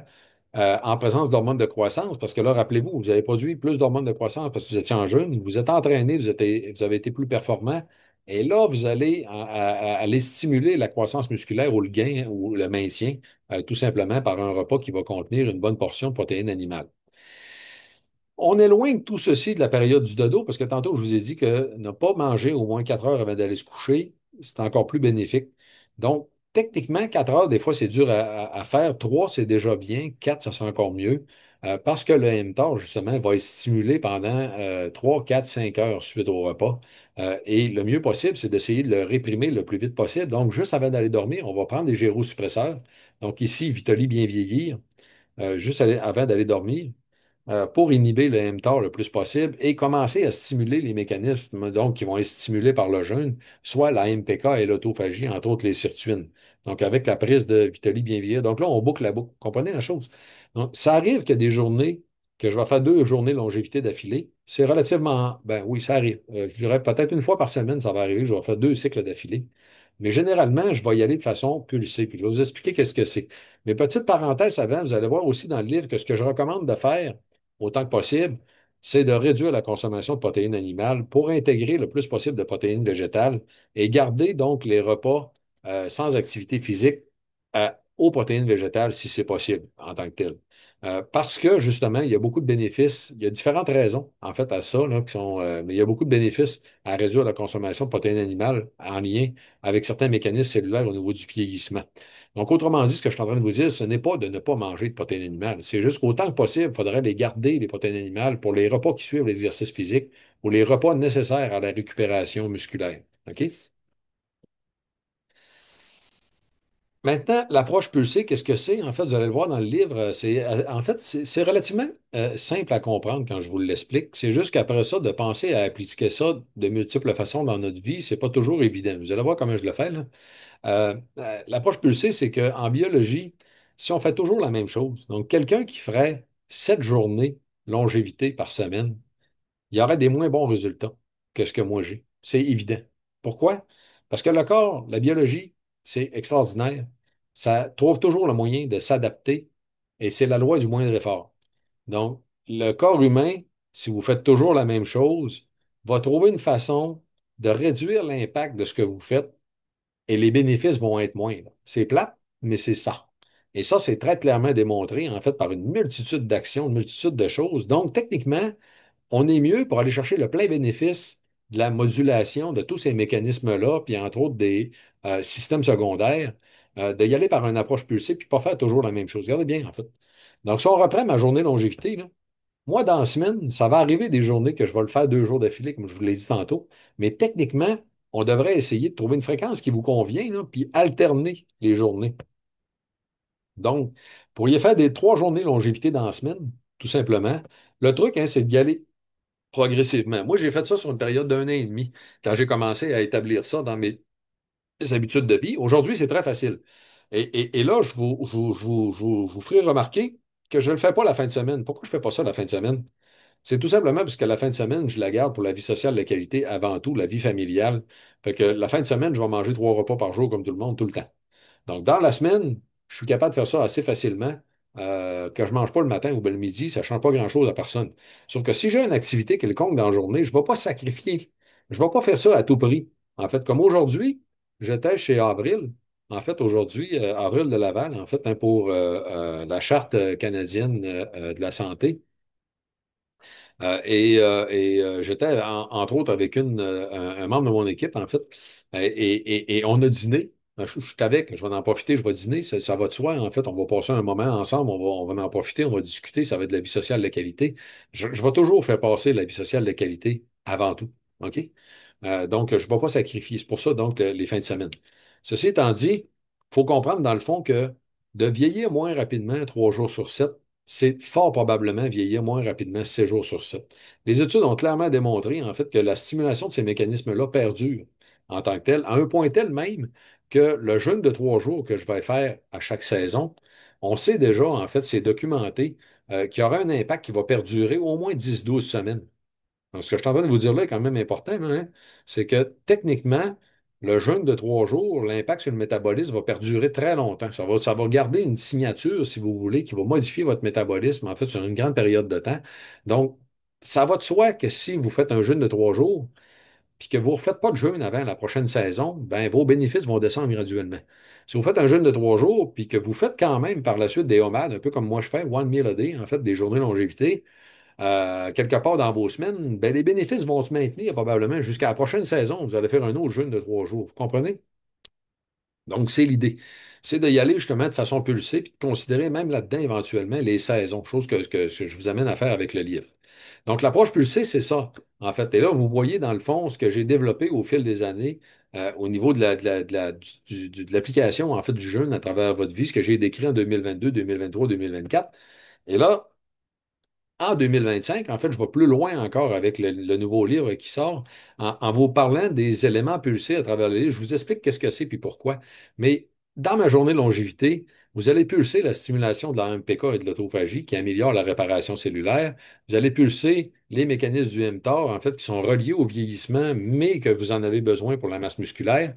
Vous allez pulser la santé des mitochondries, la composition du microbiote intestinal, l'apport en protéines animales pour une question de longévité, la demande énergétique, l'anaérobie, le stress et la restriction en méthionine. Donc, je vous ai dit que je vous en parlerai. J'y reviens, en fait. Vous avez toutes les explications dans le livre, parce que ça, c'est un peu compliqué. Mais ceci étant dit, tous ces éléments-là, en fait, non, c'est ce qu'on va expliquer, en fait, ou relier à la robustesse, à l'augmentation de la robustesse.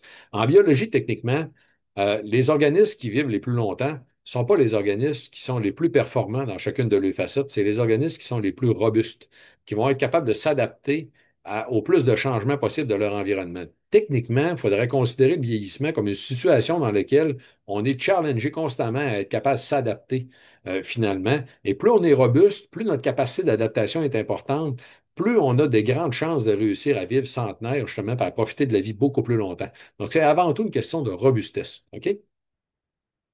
Ceci étant dit, pourquoi la restriction en méthionine? Comment on fait ça? Je l'explique dans le livre, vous allez le voir. En fait, j'en ai déjà parlé dans certaines de mes conférences ou certains de mes directs. Euh, les protéines animales contiennent 5 fois plus de méthionine que les protéines végétales. Et on a fait des démonstrations chez l'animal des bénéfices de la restriction en méthionine en faisant des restrictions de 40 à 75. Ça équivaut chez l'humain, en fait, si on remplace un repas de protéines animales par un repas de protéines végétales, vous allez faire une restriction de 80 de la méthionine. Donc, techniquement, fort probablement, puis encore là, ici, je m'étire, OK, c'est une hypothèse, mais tout nous porte à croire actuellement, en fait, tout de point de vue de la biologie, que c'est applicable à l'humain, puis que l'humain va répondre aussi à ce niveau-là, en tant que tel. En fait, là, tout nous démontre que c'est le cas. On n'a pas encore la donnée sur la longévité, mais tout nous démontre que c'est le cas, en fait, que l'humain va répondre aussi. Puis rappelez-vous, les populations centenaires, chez les centenaires, on observe justement des niveaux plus faibles de méthionine en circulation sanguine, qui seraient reliés à un microbiote intestinal particulier, mais aussi fort probablement à une grande partie de leur alimentation, parce que souvent, c'est des gens qui vont manger quand même moins de protéines animales. Ceci étant dit, comment on fait ça dans la vraie vie? Ben, vous pourriez reprendre mon exemple tout à l'heure de l'approche pulsée et intégrer, en fait, admettons que vous ne faites pas des jeûnes d'une journée au complet, là, mais vous faites plutôt du 16-8 ou du 18-6. OK, ici, j'essaie de vous rendre ça plus facile, là. Ben, vous pourriez tout simplement vous concentrer à ce que le repas qui suit l'exercice contienne des protéines animales. OK, c'est tout à fait correct. Et vous arrangez pour que dans la semaine, vous avez 3 journées d'affilée en protéines végétales. Et dans le livre, je vous explique pourquoi, mais techniquement, les 3 jours uniquement aux protéines végétales, il faudrait que ce soit 3 journées consécutives. OK? Pas n'importe quelle 3 journées de la semaine, mais 3 journées consécutives. Dans l'application de mon protocole, parce qu'on va tout être à différents niveaux, moi, je suis rendu là. Je suis rendu à travailler justement, à mettre ça en application parce que, bon, si vous avez des recettes en passant VG que vous aimez particulièrement ou des trucs pour bien intégrer l'alimentation VG, je suis intéressé, OK? Mais c'est bon, c'est quelque chose de moins facile, là. Au cours des dernières années, j'ai beaucoup intégré des légumineuses. J'adore ça. En fait, j'en mange de plus en plus. Mais de là à faire des repas végés 3 jours d'affilée par semaine, je ne suis pas encore là, mais j'y travaille justement. C'est ça que je mets en application au cours de la prochaine saison. Donc, il faut viser 3 jours consécutifs. Donc, avant de répondre à vos questions, quelques conclusions, puis en même temps, je vais vous dévoiler les gagnants du concours. Donc, 30 ans sont en jeu, hein, à ralentir le vieillissement, ça augmente la durée de vie en santé. Les approches fonctionnelles se soucient des raisons de la problématique. Donc, ce que je vous ai présenté ce soir, c'est de la longévité fonctionnelle. La biologie comparative nous a appris deux grandes stratégies, le ralentissement du vieillissement et l'augmentation de la réparation cellulaire. Les approches les plus productives vont mettre à profit des synergies. Il faut essayer de tout faire. Il faut essayer d'être bon sur tous les aspects, ce qui n'est pas nécessairement facile. On peut agir sur les causes du vieillissement primaire d'une optique de longévité fonctionnelle, ce que je viens juste de vous mentionner. Plus on agit en amont sur les processus du vieillissement, plus les bénéfices vont être importants. Mon protocole longévité, c'est le Synormèse 24-7-12. Hein. Bon, alors, en fait, il est marqué cinquième livre à apparaître. Techniquement, il est en librairie le 29. Il est déjà disponible, en fait, en vente sur notre site Internet dès ce soir. Il faut mettre les priorités en perspective et commencer par la personnalité. Les polyphénols de livre sont les gyrosuppresseurs les mieux documentés scientifiquement. Puis c'est possible d'optimiser le jeûne d'un but d'augmentation de la longévité en santé et de l'utiliser avec une approche pulsée qui va être plus productive. Maintenant, donc, avant de prendre vos questions, tout simplement, quelques références scientifiques en appui donc à la conférence de ce soir. Et je m'arrête ici. On a déjà plus de 100 questions. Merci à tous, en fait, d'avoir été présents. Le livre va être en vente en librairie, en fait, oui, bien sûr, tout à fait, dans toutes les librairies grandeur du Québec. C'est le plus gros éditeur francophone de livres de ce type-là, en fait, qui commercialise mon livre. Je vous rappelle, hein, c'est Mon protocole longévité. Le contenu de votre dernier livre est-il une suite des livres Vivre jeune? Pas vraiment. C'est que, pas vraiment, en fait. Ce que je voulais faire avec le nouveau livre, c'est de faire le livre le plus complet qui existe tout simplement sur le marché. Et je pense que c'est exactement ce que j'ai fait, honnêtement, là. C'est vraiment extrêmement complet, ça couvre vraiment toutes les facettes. Donc, vous n'avez pas besoin d'avoir lu les premiers livres pour lire le cinquième. De notre côté, les premiers livres apportent aussi beaucoup d'autres éléments. Tu sais, il y a beaucoup d'éléments que je n'ai pas repris non plus dans le cinquième parce que ce n'était pas nécessaire non plus. Fait que, moi, vous donner un exemple, dans le quatrième livre, on a traité des facettes de problématiques reliées au vieillissement, comme entre autres les problèmes de sommeil ou encore les risques de maladie d'Alzheimer ou de démence. Ben ça, j'en parle pas dans le cinquième livre, en fait, de ces facettes-là. Ça va de soi que si vous améliorez toutes les facettes de vos habitudes de vie, ça va, les risques de ça vont baisser aussi. Mais je ne reprends pas toutes les explications avec tout ce que vous pouvez faire. En fait, vous allez avoir ça dans le quatrième livre, pas dans lui.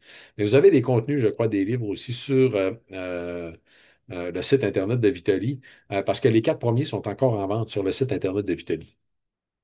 J'aimerais prendre des oméga 3, mais je suis allergique aux crustacés. C'est extrêmement intéressant en passant. Oui, Sylvie, il y a une forme sécuritaire pour vous, c'est qu'on a une forme d'oméga 3 qui provient des algues.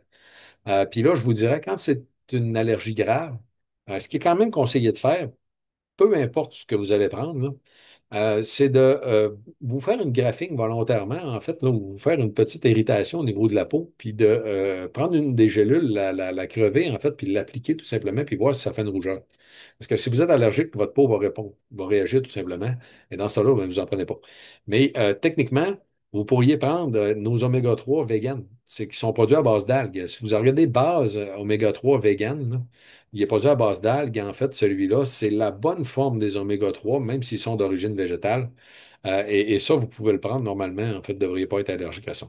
Oui, puis en fait, vous dites qu'il y a des gens qui consomment plus de... OK, oui. Donc, la question, en fait, c'est pourquoi moi, je parle de faire attention à ne pas nécessairement consommer trop de protéines animales, puis pas d'en consommer nécessairement tout le temps, et versus, en fait, des gens qui disent d'en consommer plus. En fait, ces gens-là qui disent d'en consommer plus est beaucoup attaché au fait que, bon, il y a une mode actuellement au niveau de la viande, hein, honnêtement, c'est facile de manger plus de protéines, tout simplement, en fait, pour réduire la faim, améliorer certains aspects du métabolisme, mais ce n'est pas des spécialistes du vieillissement. Si vous regardez les spécialistes du vieillissement, de la longévité, regardez les écrits de Walter Longo, Luigi Fontana, c'est les deux experts internationaux de l'alimentation en lien avec la longévité. Les deux recommandent de réduire la consommation de protéines animales. Dans les deux cas, hein, sont unanimes. Puis c'est eux autres les deux grands spécialistes.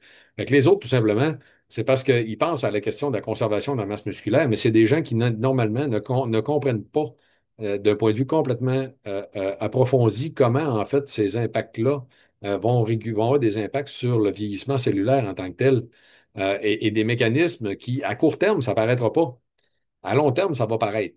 de réduire un petit peu le vieillissement, un peu tout le temps, ça a des impacts énormes au niveau de la santé. Mais c'est encore très peu connu, malheureusement, même de la communauté scientifique, puis même de certains médecins en tant que tel, malheureusement. Il faut que vous regardiez du côté des spécialistes de la longévité puis du vieillissement cellulaire.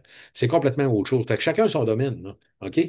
Fait que oui, il y a plein de gens qui vont vous dire, en vieillissant, mangez plus de protéines parce que vous allez garder votre masse musculaire.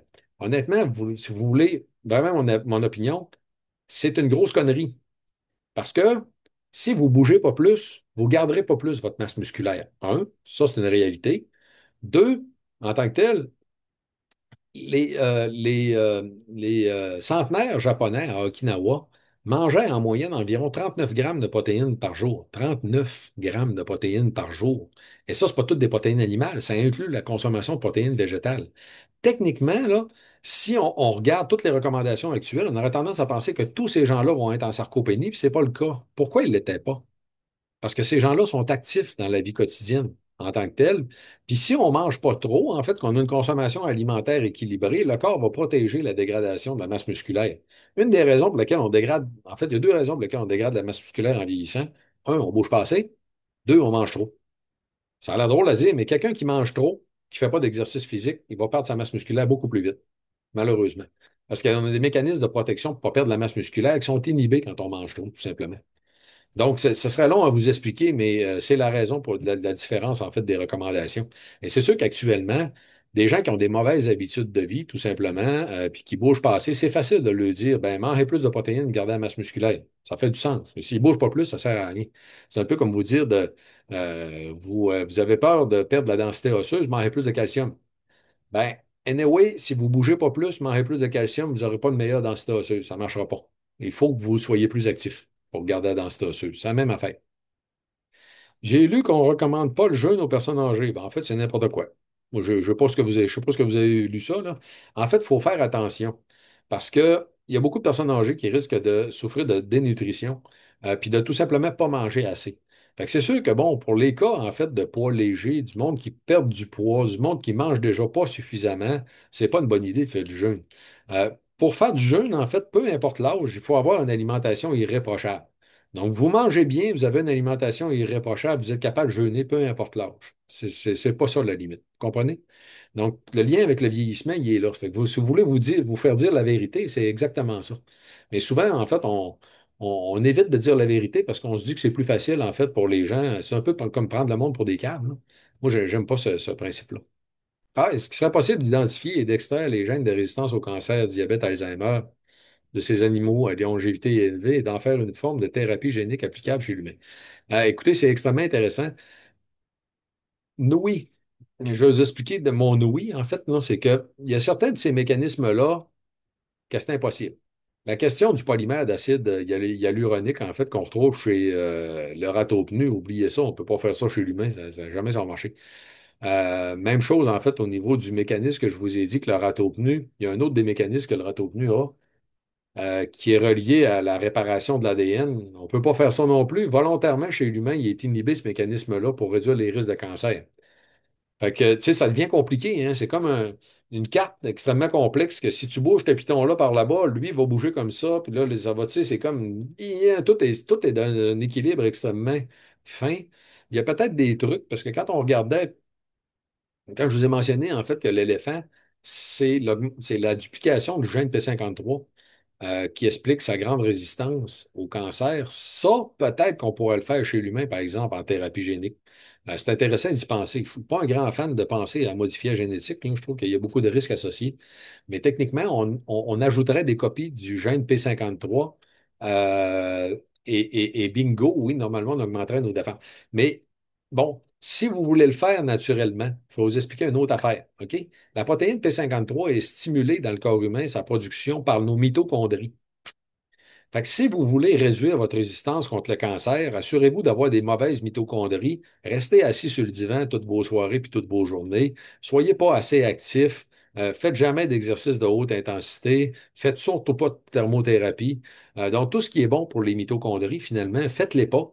Vos mitochondries vont devenir une population, tout simplement, de mitochondries désuètes qui font de la dysfonction mitochondriale et ils vont être tout simplement moins bonnes puis ils ne vont pas vous défendre contre le cancer, ça fait que vous allez le développer. Comprenez la patente?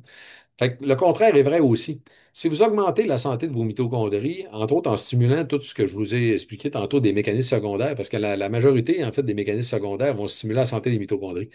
Et les mitochondries, étrangement, bon, on a longtemps pensé que c'était des organismes passifs. C'est des organismes qui s'adaptent, en fait, puis euh, pour laquelle il y a une sélection qui s'opère sur l'espace d'une vie humaine. Donc, tu fais rien, tu n'as pas de sélection, tu vas finir avec une population de mitochondries désuète, en fait, qui est très polluante, puis qui ne te défendront pas contre le cancer, OK?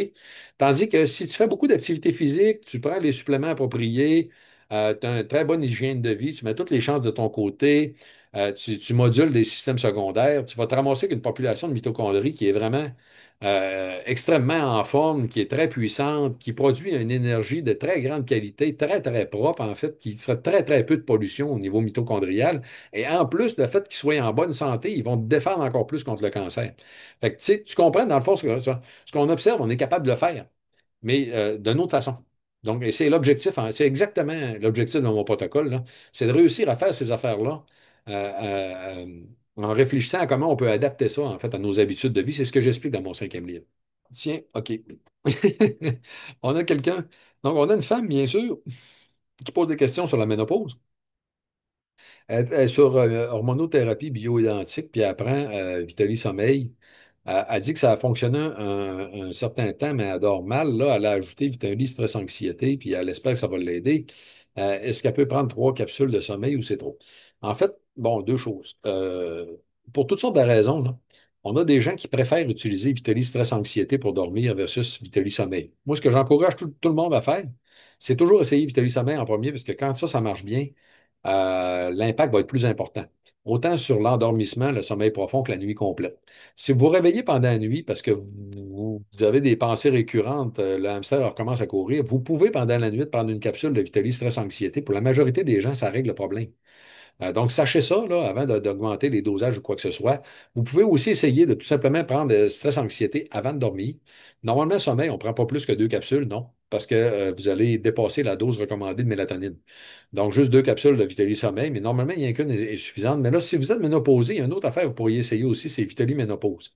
Parce que malgré le fait que vous prenez des hormones bioidentiques ou de l'hormonothérapie, là, c'est pas grave.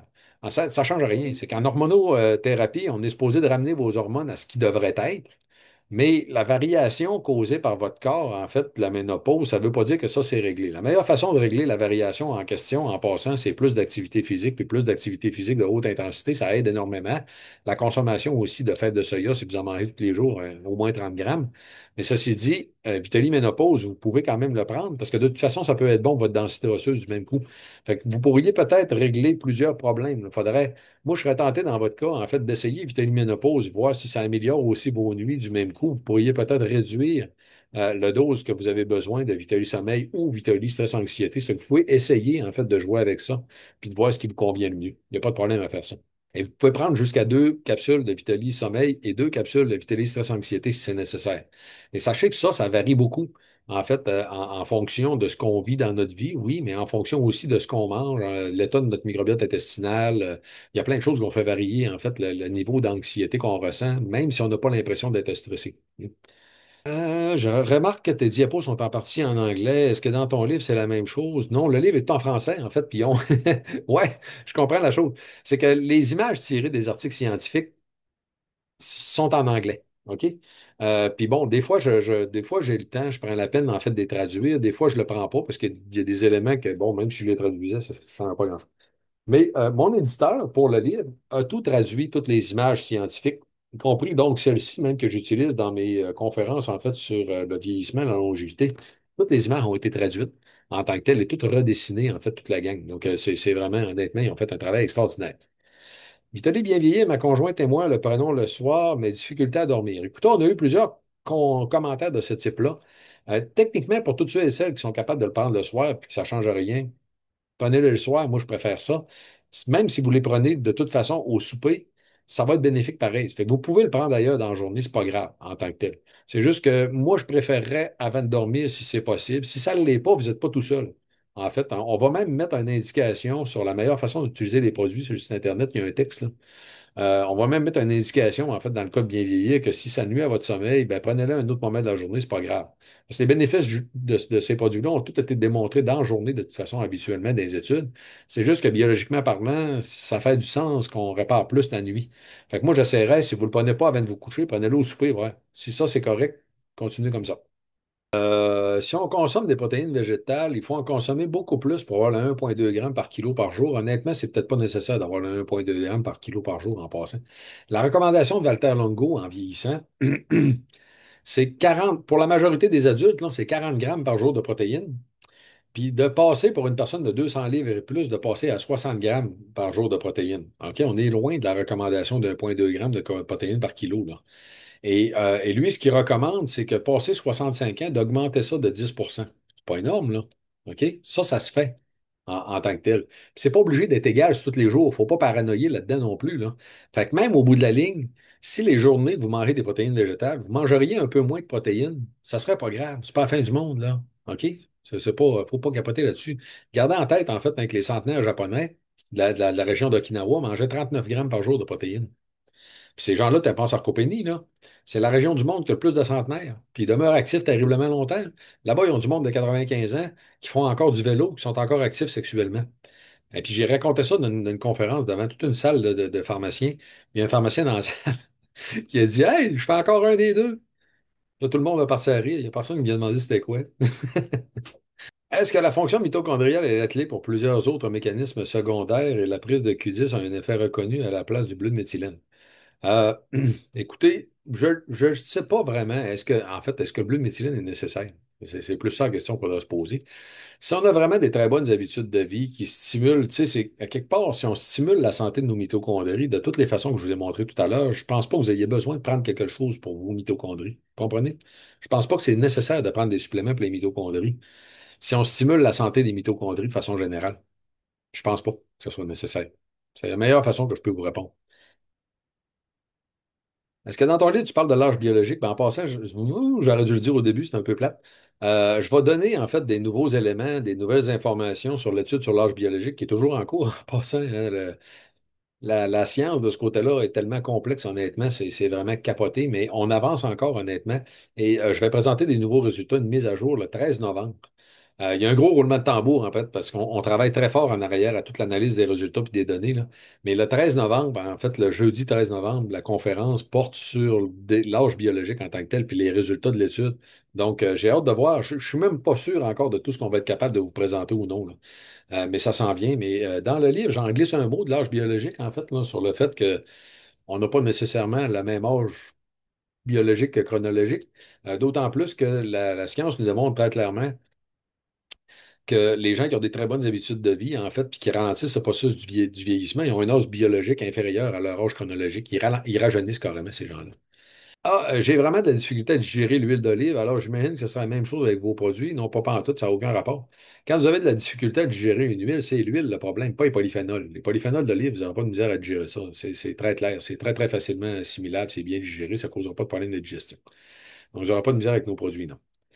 Il y a pas d'huile dans nos produits en tant que tel. C'est juste les polyphénols qui viennent de l'olive. Pourquoi ne pas simplement utiliser l'huile d'olive extra vierge en cuisine? Ben, c'est possible, honnêtement, mais le problème, c'est que les huiles d'olive, la très, très grande majorité des huiles d'olive que vous allez trouver sur le marché actuellement, la quantité de polyphénol dedans n'est pas suffisante. Hein, OK? Les huiles d'olive de grande qualité qui vont contenir beaucoup de polyphénol, vous allez payer ça environ 50 la bouteille pour 500 millilitres. OK? Fait que si votre bouteille d'huile d'olive, vous l'avez payé 20 pièces pour un litre, oubliez ça, là. C'est très, très clair qu'il n'y aura pas beaucoup de polyphénol là-dedans. Les huiles contiennent beaucoup de polyphénol, vont coûter très cher. On parle de genre 500, 50 pour 500 millilitres. Et dans les polyphénols d'olive en tant que tels, on a découvert des polyphénols qui ont des bénéfices santé beaucoup plus importants que les autres au niveau du vieillissement cellulaire. Et c'est spécifiquement ce qu'on a fait pour les ajouter à travers les produits Vitoli. Donc, techniquement, oui, peut-être que juste consommer une huile d'olive de très grande qualité qui contient beaucoup de polyphénol à tous les jours, tout le temps, à la quantité qui est consommée autour de la Méditerranéenne, en passant, c'est à peu près 50 millilitres d'huile d'olive à tous les jours. Peut-être que quelqu'un qui ferait ça en consommerait suffisamment. Mais qui va faire ça? Il y a très peu de gens qui vont faire ça, puis c'est difficile d'avoir accès à des huiles d'olive de très grande qualité. Mais ça, je vais vous revenir là-dessus. Je suis en discussion avec un groupe d'importateurs actuellement, justement, qui pourrait aider à régler le problème au Québec pour avoir plus facilement accès à des huiles d'olive de très grande qualité. La quantité d'huile d'olive que vous devriez consommer par jour, elle dépend justement de la qualité de votre huile, mais une huile de grande qualité, pour obtenir les bénéfices dont je parle, il faudrait consommer 40 à 50 millilitres par jour. C'est beaucoup, honnêtement.